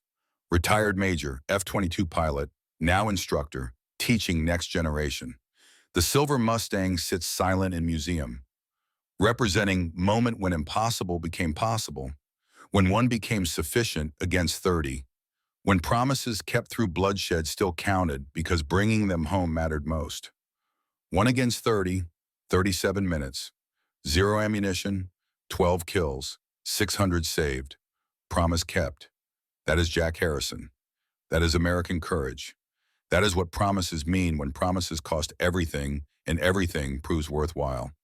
Kansas City, city boy who grew up 3 blocks from airport, who learned to fly at 14, who made promise at 33, who kept that promise at 24,000 feet when keeping it seemed impossible. That is warrior story. That is human story when humans choose courage over calculation and will over weapons and promises over survival. The silver Mustang waits in museum.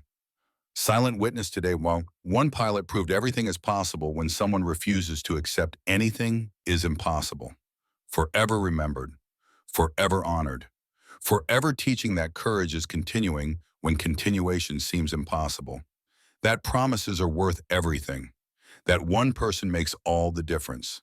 Major Jack Harrison, the lone Mustang over Germany. January 11th, 1944. The day impossible became difficult, and difficult became done, and done became eternal. That is how promises are kept. That is how legends are born. That is how one becomes enough when one refuses to accept that one is insufficient. The story ends where it began, with understanding that some things matter more than survival, that some promises cost everything, that everything is acceptable price when alternative is abandoning what cannot be abandoned. Jack Harrison knew this, proved this, lived this, taught this. The lesson remains. The promise continues. The legacy endures. 1 against 30, courage against calculation, promise against probability. Promise won, courage triumphed, legacy eternal. That is story of lone Mustang. That is story of American courage. That is story of promises kept when keeping them costs everything and everything proves worthwhile because bringing them home matters most. Always, forever, without end. 11:39 hours, 21 minutes into engagement. 0 ammunition remaining. Jack fires his empty guns at 19 German fighters approaching in line abreast. No rounds exit barrels. Just residual powder in chambers creating muzzle flash that looks convincing from 400 yards. Germans cannot tell from that distance whether guns are firing or empty. They see flash, see Mustang holding course, assume guns work. Psychology matters more than physics when psychology creates doubt and doubt creates hesitation. The formation splits. 19 fighters scatter around empty space where they think rounds are passing. Empty threat creating real response. Fear manufactured from nothing except will and audacity. Jack dives through gap they created, pulls up other side, climbs back to altitude. Germans reform behind him. 18 now, 1 turn back.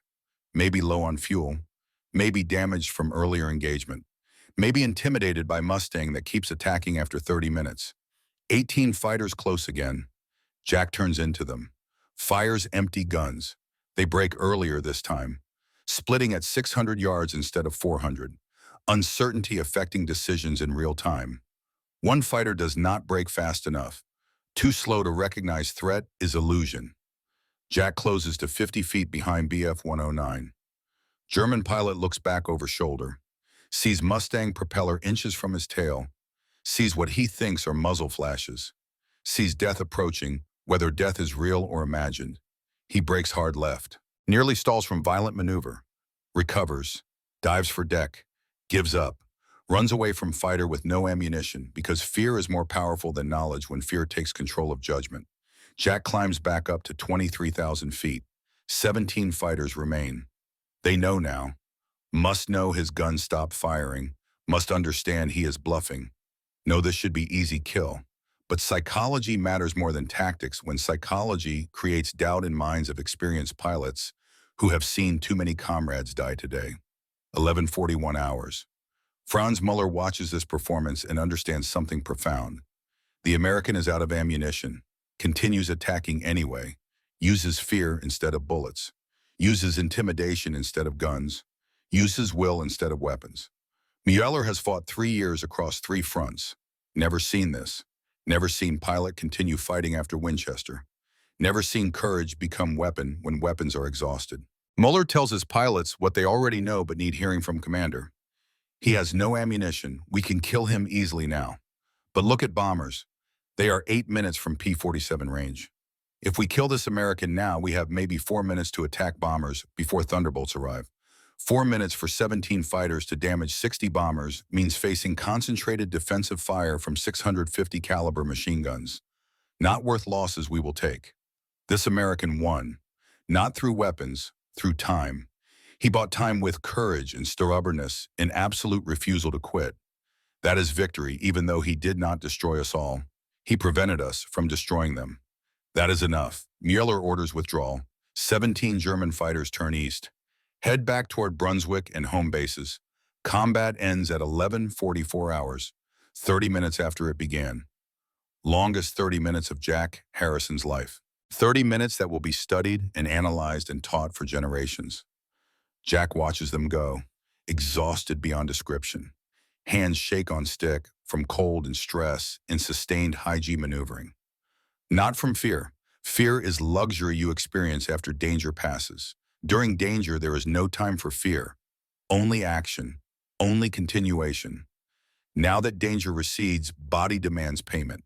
Shaking is that payment. Small price. His engine coughs once. Fuel pressure drops momentarily. He adjusts mixture carefully, leans it out to maximum efficiency. Engine smooths, runs steady. Fuel gauge reads 11 gallons. Warning light glowing steady red. Math says this is not enough. 90 minutes to English coast. 11 gallons gives maybe 95 minutes if everything goes perfectly. He turns west, follows bombers.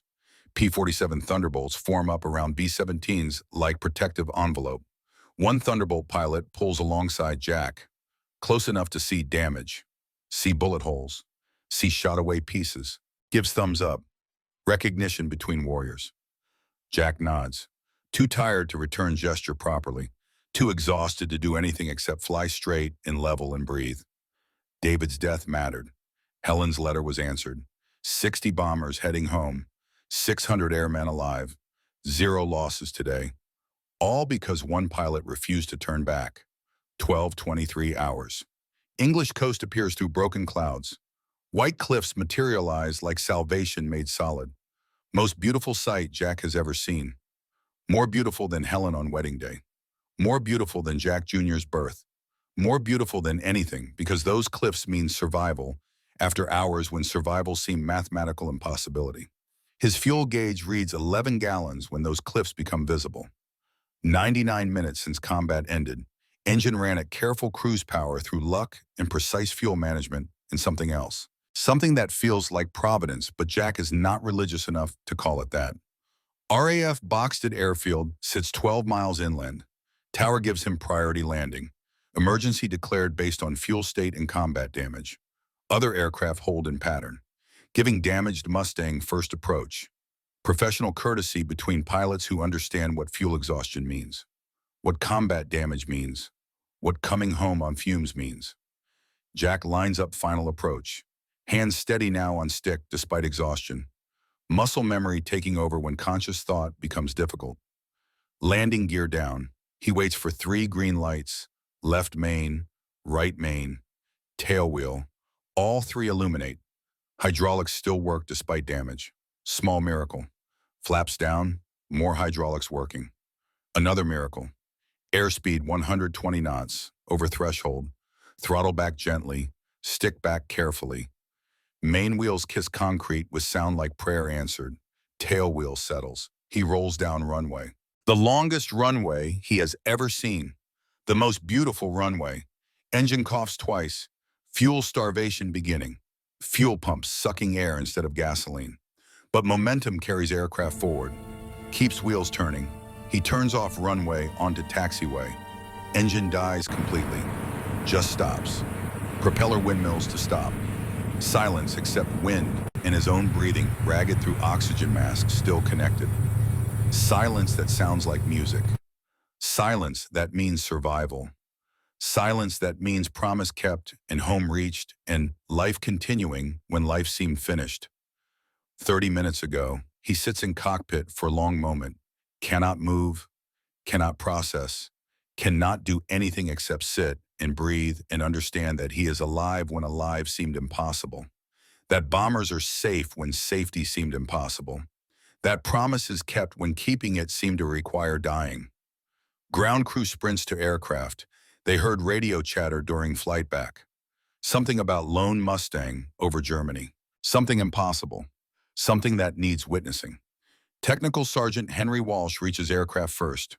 Opens canopy. Cold January air rushes in, fresh and clean and smelling of England, of safety, of home. Sir, you okay? How many you get? Jack sits motionless for 10 seconds. Hands will not release stick. Fingers cramped from 3 hours gripping controls. 3 hours of sustained tension. 3 hours of flying and fighting and refusing to quit. He forces fingers open. They protest. Unplugs oxygen mask with hands that shake. Face shows red pressure marks where rubber pressed against flesh for 3 hours. Unplugs radio cord. Releases harness. Tries to stand. Legs nearly buckle. 3 hours, 37 minutes in cockpit. 90 minutes continuous combat. Body demands payment now. Walsh helps him down from wing. Strong hands supporting. Ground crew gathering around. Looking at aircraft with new understanding. Looking at pilot with something like awe mixed with concern. Mixed. Jack walks around aircraft with the crew chief. Needs to see damage. Needs to understand how close he came to not coming back. Walsh examines each hole carefully. Counts them like accountant tallying debts. 1 round through left horizontal stabilizer. Clean hole. Missed flight control cables by inches. Another through right aileron. Tore through aluminum, but missed control surfaces. 37 bullet holes total in aluminum skin. Most are small caliber machine gun rounds from long range. Minimal damage individually. Collectively, they tell story of aircraft that should not have survived. 3 or 20 millimeter cannon strikes that punched through but missed vital systems by luck or providence or both. 1 cannon round went through wing root. Missed fuel tank by 6 inches. 6 inches between survival and fireball. Walsh looks at Jack with new understanding. Voice quiet. How many confirmed, sir? Maybe 3, maybe 4. Hard to tell in fight. Walsh knows pilots undercount. Knows modesty is common among those who do impossible things. Knows gun camera will show more. But he does not argue. Just appreciates his pilot came back. Just grateful aircraft can be repaired. Sir, you need to get to debrief. Intelligence wants to talk to you. Something about what you did out there. Dina Thorpe, 13 to 37 hours. 401st Bomb Group lands 60 B-17s. Every aircraft returns. Crew chiefs count them as they land. 60 taking off. 60 returning. 0 losses. Statistical anomaly in War I, where missions over Germany averaged 9% losses. Sometimes higher after extended penetration into Reich territory. To date, 0. The difference was 1 P-51 fighting for 30 minutes after all other escorts departed or scattered. Lieutenant Charles Morgan climbs out of Liberty Bell. Legs unsteady, not from fear, from relief so profound it makes muscles weak. 19 missions completed. This one should have been last. Should have been the mission where statistics caught up, where mathematics asserted dominance, where German fighters overwhelmed defensive firepower and turned bombers into falling pyres. Ball turret gunner Thomas Baker climbs out last. Always last because Ball's turret requires crawling up through cramped space. He finds intelligence officer immediately. Captain Reynolds. Clipboard. Pencil. Professional demeanor masking curiosity. Baker tells him about lone Mustang. Words tumbling out. 30-plus minutes combat. One fighter defending 60 bombers against 30 Germans, single-handedly preventing massacre. Reynolds is skeptical initially. Combat stress causes exaggeration. Adrenaline distorts perception. Memory plays tricks, but he checks with other crews. Same story repeats from 18 different bomber crews. Different men, different aircraft, same account. One P-51. Call sign unknown. Pilot unknown. Fighting alone over half hour. Saved entire formation through impossible actions. Reynolds realizes something extraordinary happened. Contacts 8th Air Force Headquarters. Initiates investigation. Checks mission logs carefully. Cross-references times and positions in radio calls. Triangulates accounts. Only one P-51 from 354th Fighter Group remained with bombers that long. Aircraft number 436315. Pilot Major Jack Harrison. Flight records confirm he landed with 11 gallons fuel. Gun camera footage being developed. Multiple witnesses from bomber crews confirmed defensive actions that should not have been possible by single fighter. January 13th, 2 days after mission. Lieutenant General Ira Eaker visits RAF Boxted. Eaker is 57 years old, career Army officer. Commanded bomber operations that nearly failed in October 1943. Black Thursday almost ended daylight bombing forever. Cost was too high, loss rate unsustainable. Then P-51 arrived. Then pilots like Harrison proved what was possible. Eaker understands significance of January 11th better than most. Understands one pilot doing impossible thing validates entire strategic bombing doctrine. Validates every decision he made, every bomber crew he sent into Germany, every loss he accepted as necessary cost. He interviews Jack in small operations, building room, table, 3 chairs, coffee brewing in corner, smell of coffee mixing with cigarette smoke, hanging in still air.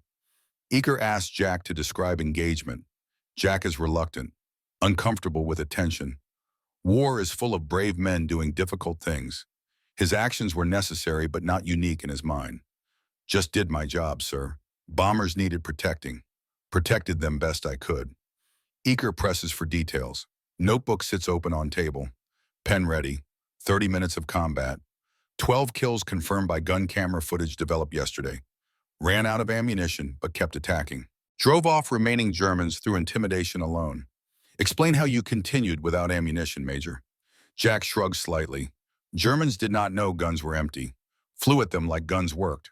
Most broke off. Bought time until thunderbolts arrived. Simple as that, really. Eaker writes carefully. Pen scratches across paper. Sound fills small room. You understand what you did was extraordinary. 1 aircraft against 30. Most pilots would have turned back when outnumbered. Doctrine says, wait for support when facing overwhelming numbers. Jack looks at Eaker directly. Eyes show exhaustion, but something else beneath. Something harder than exhaustion. Something forged in 30 minutes over Germany. Doctrine did not write my wife's letter about her brother dying because fighters turned back at border. Doctrine does not explain to 600 airmen why you abandoned them when they needed you most. Doctrine is words on paper, sir. Bombers are people. People matter more than words ever will. Eaker nods slowly, understands now what drives this pilot. Why some men do impossible things. Not from doctrine or duty alone. From personal commitment that transcends military obligation. From promises made to wives. From debts owed to brothers-in-law who died before protection could reach them. From understanding that some things matter more than survival, when survival requires living with knowledge you quit when continuation was possible. He closes notebook. I am recommending you for Medal of Honor. Your actions saved 600 lives. Demonstrated courage beyond any measure we have words for. You deserve the nation's highest recognition. Jack says nothing for a long moment. Then quietly, 12 Germans died, sir. Their families received telegrams too. Mothers and wives crying in Germany, same as mothers and wives cry in America. Not sure that deserves medals. Eaker stands preparing to leave. War requires killing major. You killed to save. That is the difference medals recognize.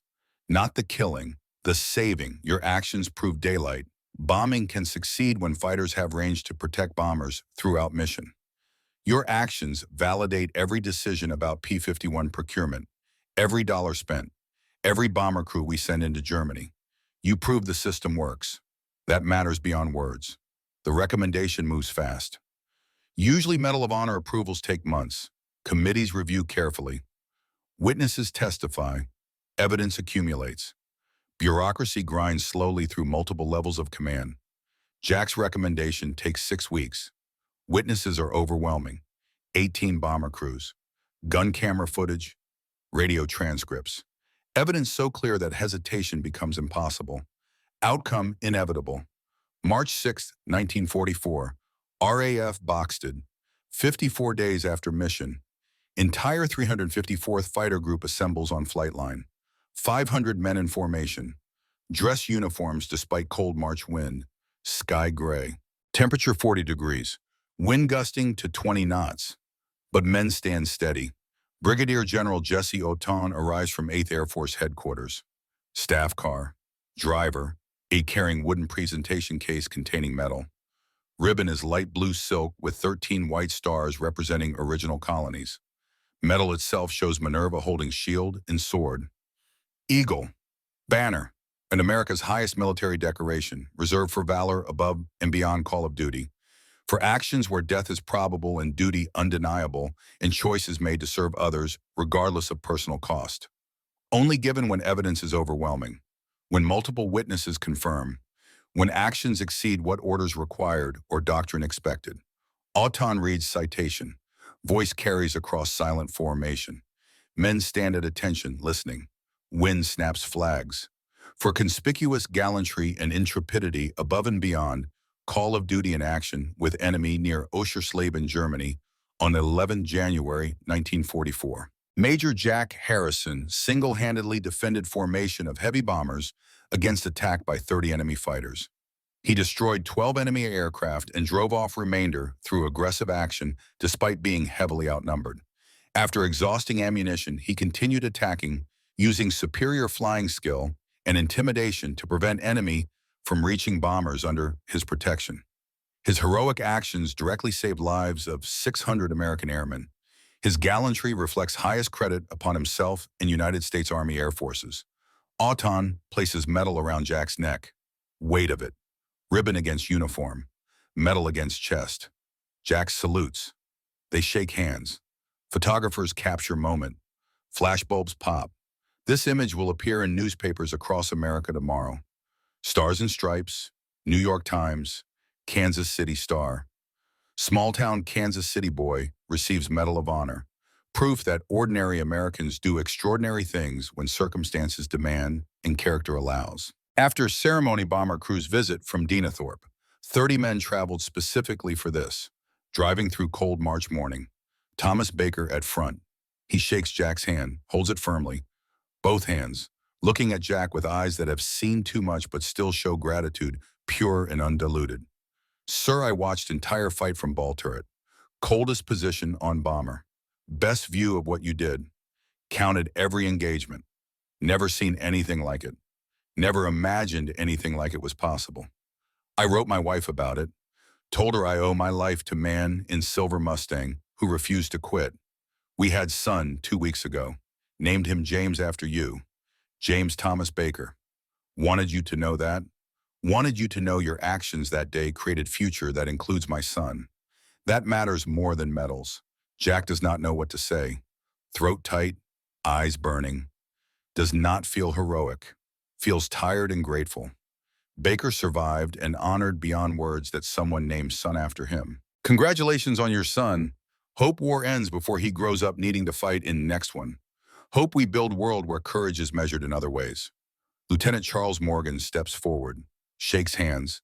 Entire crew shakes hands, each one thanking him. Each one understanding statistically they should be dead. That 60 bombers without escort over Germany facing 30 German fighters do not survive. That mathematics said they die, and one pilot rewrote mathematics through will and skill, and refusal to accept that mathematics determine outcomes when duty demands different result. Morgan speaks for all of them. Voice steady, but emotion clear. Major Harrison, we cannot adequately express what you did for us. Cannot find words sufficient. But we want you to know this. Every mission we fly from now until war ends, we fly knowing someone cared enough to risk everything for us. Someone valued our lives more than his own. That changes how we see this war. Changes how we see ourselves. Changes what we believe is possible. Thank you seems insufficient. But thank you. The mission changed fighter doctrine permanently. Before January 11th, fighters stayed close to bombers. Defensive escort, flying formation, protecting through presence. Doctrine emphasized staying together. Mutual support, conservative engagement. After Jack's mission, fighter doctrine rewritten at highest levels. Fighters now authorized to pursue attackers aggressively, hunt enemy, clear sky ahead of bombers, engage at distance, prevent attacks before they develop.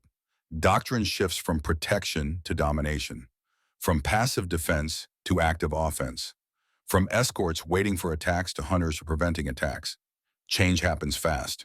Within 2 weeks, new tactical guidance issued to all fighter groups. Within month, training updated. Within 3 months, 14 of 15 8th Air Force fighter groups convert to P-51 Mustangs. Pioneer Mustangs proved concept, showed what was possible with aircraft that had range and pilots who had courage. Other groups follow. Transition accelerates.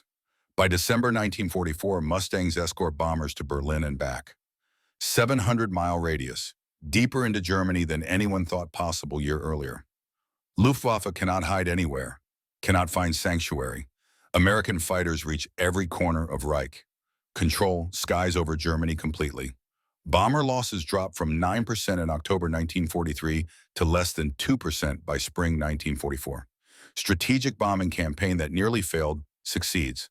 Factories destroyed, oil production halted, transportation crippled, German war machines strangled by air power that was almost abandoned but was saved by technology and pilots who proved technology worked. Jack flies 26 more combat missions after Oschersleben, shoots down 6 more aircraft. Total kills 17 by war's end.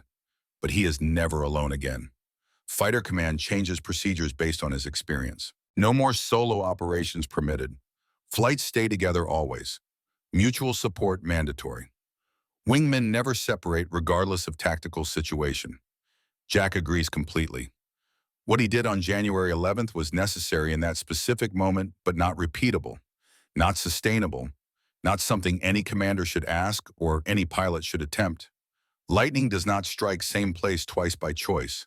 Luck does not repeat infinitely. War ends May 1945. Jack returns to Kansas City. Helen meets him at train station. Children grown taller. Jack Jr. now 4 years old. Emma 2. Normal American family reunited after years of separation and fear and uncertainty. They drive home through Kansas City streets. Everything looks smaller than Jack remembers. Everything feels precious in ways he cannot articulate. This is what he fought for. Not abstract concepts. Concrete reality. Wife. Children. Home. Normal life made possible by abnormal sacrifice. June 1965. Paris, France. Le Bourget Airport. International Air Show. Franz Muller attends as Lufthansa delegation representative. 50 years old now. Gray in hair that was black in 1904. Weight on frame that was lean during war. Face lined by years and stress and responsibility of flying, paying passengers across Atlantic. Captain on Boeing 707 transatlantic routes. 20 years since war ended. Germany rebuilt through Marshall Plan and democracy and determination. NATO member now, allied with America against Soviet Union. Former enemies become current partners because Cold War requires different alliances and yesterday's enemies become today's friends when greater threats emerge. Franz walks exhibition halls with other Lufthansa representatives. Modern fighters on display, jets, missiles, Mach 2 capability, everything different from war he fought. Different speeds, different altitudes, different weapons. But some things unchanged. Courage still matters. Skill still matters. Understanding that warriors respect warriors, regardless of flags they serve during wars that seem increasingly distant. He sees display titled American Fighter Aces of World War II, photographs and citations, names and faces, men who killed Germans professionally and efficiently. He should feel something negative, anger perhaps, resentment, but he feels respect, professional appreciation for men who did jobs well. Major Jack Harrison featured prominently. Photograph shows Harrison standing beside P-51 Mustang, aircraft number 436315. Silver paint, battle damage visible even in photograph. Franz recognizes those markings instantly. The Mustang, the pilot, January 11th, 1944. The engagement that taught lessons Franz has carried 21 years. The day one American pilot defeated 18 of his fighters through will and skill and refusal to quit. The day Franz learned that courage has no nationality, that some things transcend wars and politics and nations. He reads citation carefully. Medal of Honor, only fighter pilot European theater to receive highest American decoration during war. Single-handedly defended 60 bombers, 12 confirmed kills. Continued fighting after ammunition exhausted. Every word true. Franz was there, witnessed it, tried to kill this man and failed because this man refused to accept that death was inevitable outcome. He asked exhibition staff simple question in accented English. Learned it post-war. Is General Harrison attending show? Brigadier General Harrison retired, sir. But yes, attending as United States Air Force delegation. Expected this afternoon for reception. Franz waits 3 hours. Coffee. Conversation with other delegates. But mind elsewhere. Thinking about January 11th. About 18 fighters against one. About shame of defeat mixed with respect for opponent who won through superiority that had nothing to do with aircraft and everything to do with pilot. Finally, Harrison arrives. Small delegation, American uniforms, polite conversations. Franz recognizes him immediately even after 21 years. Older, gray hair, but carriage unmistakable. Fighter pilot. Always fighter pilot regardless of age or time or years since last flew combat. Franz approaches during reception, nervous, uncertain. Not fear exactly. Respect mixed with uncertainty about whether reconciliation is possible or welcome or wanted. General Harrison. I am Franz Muller, former Hauptmann, Jagdgeschwader. First is January 11th, 1944. I commanded German fighters you fought near Oschersleben. I wanted to meet man who defeated 18 of my pilots alone. To shake your hand. To tell you that day taught me what American courage means. What any courage means, regardless of nationality. Jack studies Franz carefully, sees former enemy, sees current colleague, sees airline captain who once tried to kill him and now wants to acknowledge professional respect that transcends nationalism and politics and history. Extends hand without hesitation. Firm handshake, professional respect between warriors. Hauptmann Muller. I remember your formation. Disciplined, professional, well-coordinated. You could have killed me many times. Why did you not? We tried, General. For 30 minutes we tried everything we knew. But you did not fight like rational pilot bound by doctrine or tactics or concern for survival. Fought like man possessed by purpose greater than life. No ammunition but still attacking. We broke because minds could not accept what eyes saw. One pilot should not defeat 30 through any mathematics or tactics or courage. But you did, not through weapons alone, through will that refused to accept defeat as possible outcome. That is lesson I carry 21 years. That is why I wanted to meet you. To say thank you for teaching that courage continues when continuation seems impossible. They talked 2 hours. Conversation flowing naturally despite language barriers and history and everything that should make conversation difficult. About tactics during engagement. About fear both experienced. About duty both served. About understanding that warriors respect warriors, regardless of flags waved during conflicts that end while respect endures. Franz explains post-war life with detail born from wanting Jack to understand. After war, I became airline captain. Lufthansa. Flew DC-4s initially, then Constellations, now 707s. Very different from BF-109. Peaceful, comfortable, pressurized cabin, passengers reading magazines instead of dying in flames. But sometimes at 30,000 feet over Atlantic, I remember January 11th. Remember seeing your Mustang attacking, though. Guns were silent. Remember understanding that courage is not absence of fear, but continuing, despite fear, when continuation serves purpose greater than survival. He pauses, continues. That lesson saved lives, 1962. Flying 707 from Frankfurt to New York, 300 miles over Atlantic. Two engines failed. Fire in number 3. Electrical failure in number 4. 707 designed to fly on 2 engines but barely. Margins very tight. Fuel consumption higher. Nearest airport 300 miles. I calculated, understood landing was possible but probability uncertain. Passengers never knew how close they came to disaster.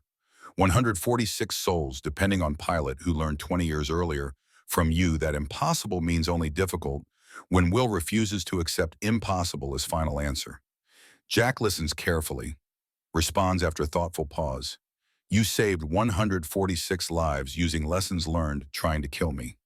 That is strange circle, strange mercy. War teaches skills that peace uses. Killing becomes saving when context changes. Same courage, different application. Same understanding that duty matters more than fear. I am grateful you survived to save those passengers. Grateful lessons transcend wars that teach them. They walk Paris streets after reception. Notre Dame Cathedral rises against evening sky. Seine River reflects city lights. Beautiful city rebuilt from war that destroyed it twice in 30 years. Beauty proving that destruction is not permanent when commitment to rebuilding exceeds acceptance. That destruction won. Same lesson applied to nations applies to individuals. Former enemies can become friends when respect replaces hatred and understanding replaces blame, and wisdom accepts that war creates victims on all sides even when one side is clearly aggressor. Franz asked a question that troubled him for 21 years. Carried it like weight. Do you regret killing my pilots? Does guilt visit you in quiet moments? When distractions fail and memories surface, Jack answers with honesty, earned through 2 decades of thinking about this question. Every day I regret it. 12 men died because I pulled trigger. 12 families grieved. 12 mothers received telegrams. 12 wives or sweethearts cried. War made it necessary, but necessity does not erase responsibility or eliminate guilt or justify what happened in any moral sense beyond utilitarian calculation. That saving 600 required killing 12. I accept that their deaths allowed 600 Americans to live. Accept that mathematics favored keeping my promise over avoiding bloodshed.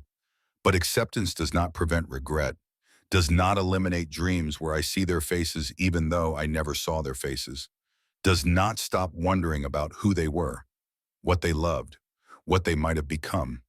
I killed because situation demanded, not because I wanted to. That distinction matters to me even if it does not matter to their families or change outcome or bring them back. Franz nods slowly. Understanding written across face. Your honesty honors their memory more than denying responsibility or claiming war absolves all actions. You are good man, Jack Harrison. Better man than many who never fought. I am glad you survived January 11th. Glad you kept your promise to your wife. Glad we can meet as friends rather than just remember as enemies. Glad some things transcend wars that create them. They exchange addresses carefully, write them on paper, promise correspondence, both understanding that promises matter, that words spoken between warriors mean something.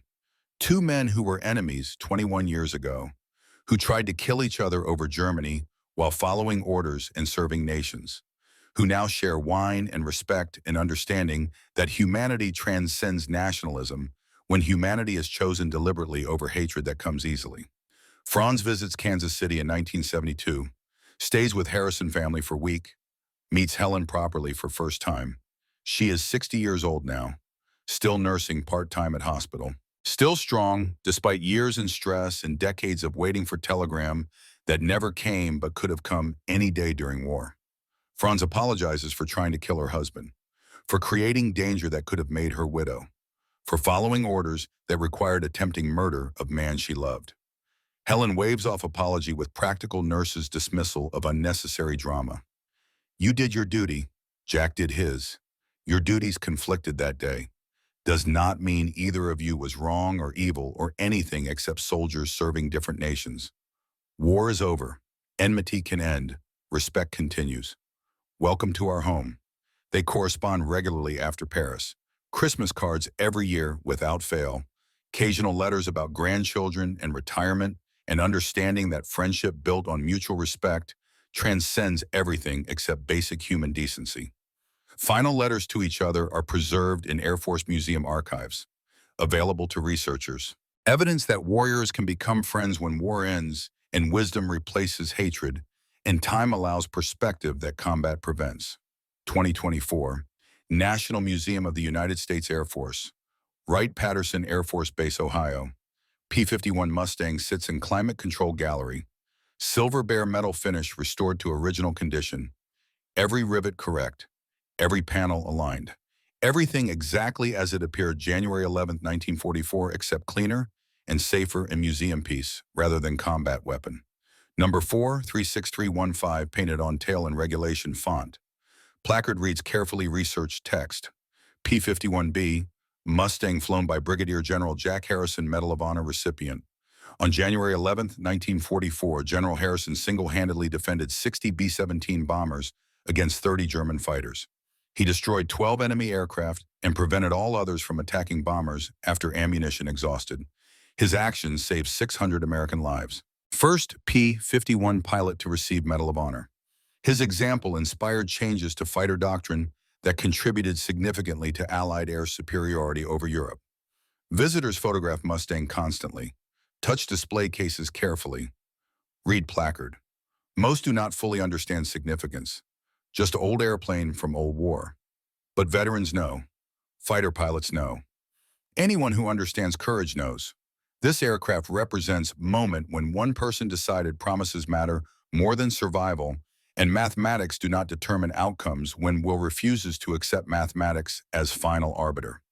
Retired Air Force colonel stands before aircraft explaining to grandson, considering Air Force Academy. Colonel is 72, Vietnam veteran, F-4 pilot, 200 missions. Grandson is 18, listening carefully, trying to understand what grandfather is teaching.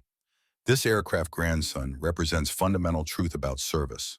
One pilot, 30 enemies, 0 ammunition, continued fighting. Why? Because 600 people depended on him.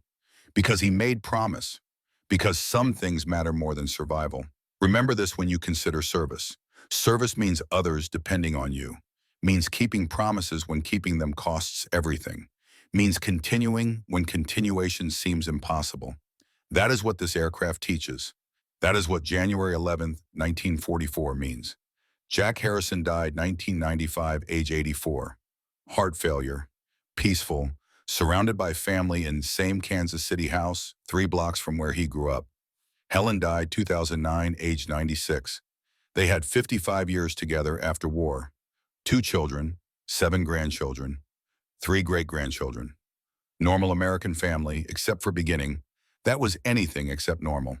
Except for 30 minutes over Germany that defined everything following.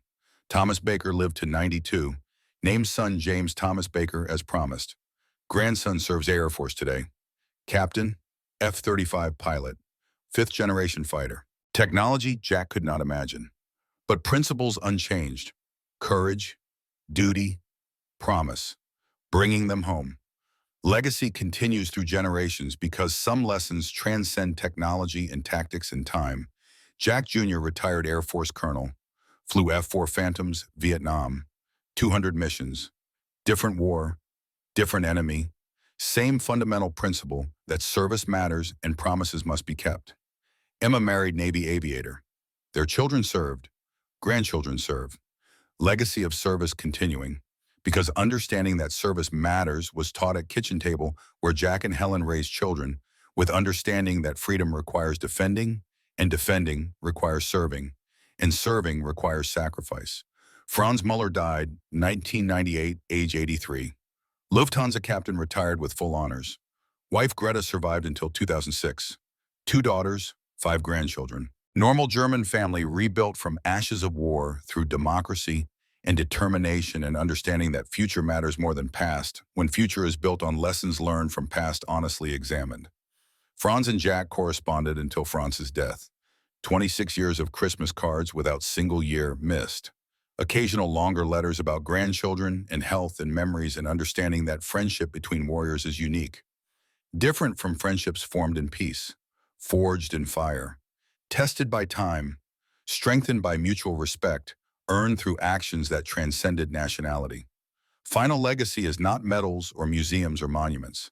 Legacy is understanding transmitted across generations like precious inheritance. Understanding that promises matter regardless of cost. That courage is continuing despite fear when fear counsels retreat. That one person makes all the difference when that person refuses to accept that one is insufficient. That American values include keeping your word, and that military service serves those values not through violence but through protection of people who deserve protection. Jack Harrison's last words to grandson entering Air Force Academy in 1993 are remembered by family, recorded in letters, preserved through oral tradition, repeated at family gatherings. Fly like angels depend on you. Fight like demons fear you. Protect like promises matter more than life. That is what service means. That is what January 11th taught me. Promise me you will come home. Promise me you will bring others home. Keep those promises above all else. Everything flows from promises kept. The grandson kept promise. Retired Major, F-22 pilot, now instructor at Nellis, teaching next generation about air combat and courage and understanding that technology changes but principles endure. Legacy continues. Promises ongoing. Understanding that courage and service and keeping your word are not artifacts from past wars, but eternal principles every generation must learn and practice and transmit forward. The Silver Mustang sits silent in museum, representing moment when impossible became possible through refusal to accept that impossible meant stop. When one became sufficient against 30 through will mathematics could not calculate. When promises kept through bloodshed still counted as promises kept because bringing them home mattered more than bringing yourself home. 1 against 30, 37 minutes, 0 ammunition, 12 kills, 600 saved, promise kept, legacy eternal. That is Jack Harrison. That is American courage. That is what promises mean when promises cost everything, and everything proves worthwhile because bringing them home matters most. Kansas City boy who grew up 3 blocks from airport, who learned to fly at 14, who made promise at 33, who kept that promise at 24,000 feet over Germany when keeping it seemed impossible, and impossible became irrelevant because promises mattered more.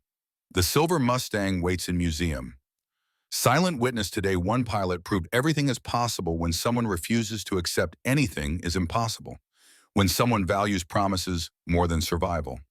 When someone understands that bringing them home matters more than coming home yourself, forever remembered, forever honored, forever teaching that courage is continuing when continuation seems impossible. That promises are worth everything. That one person makes all the difference when that person refuses to quit. The lesson remains. The promise continues. The legacy endures. 1 against 30, courage against calculation, promise against probability. Promise one, always.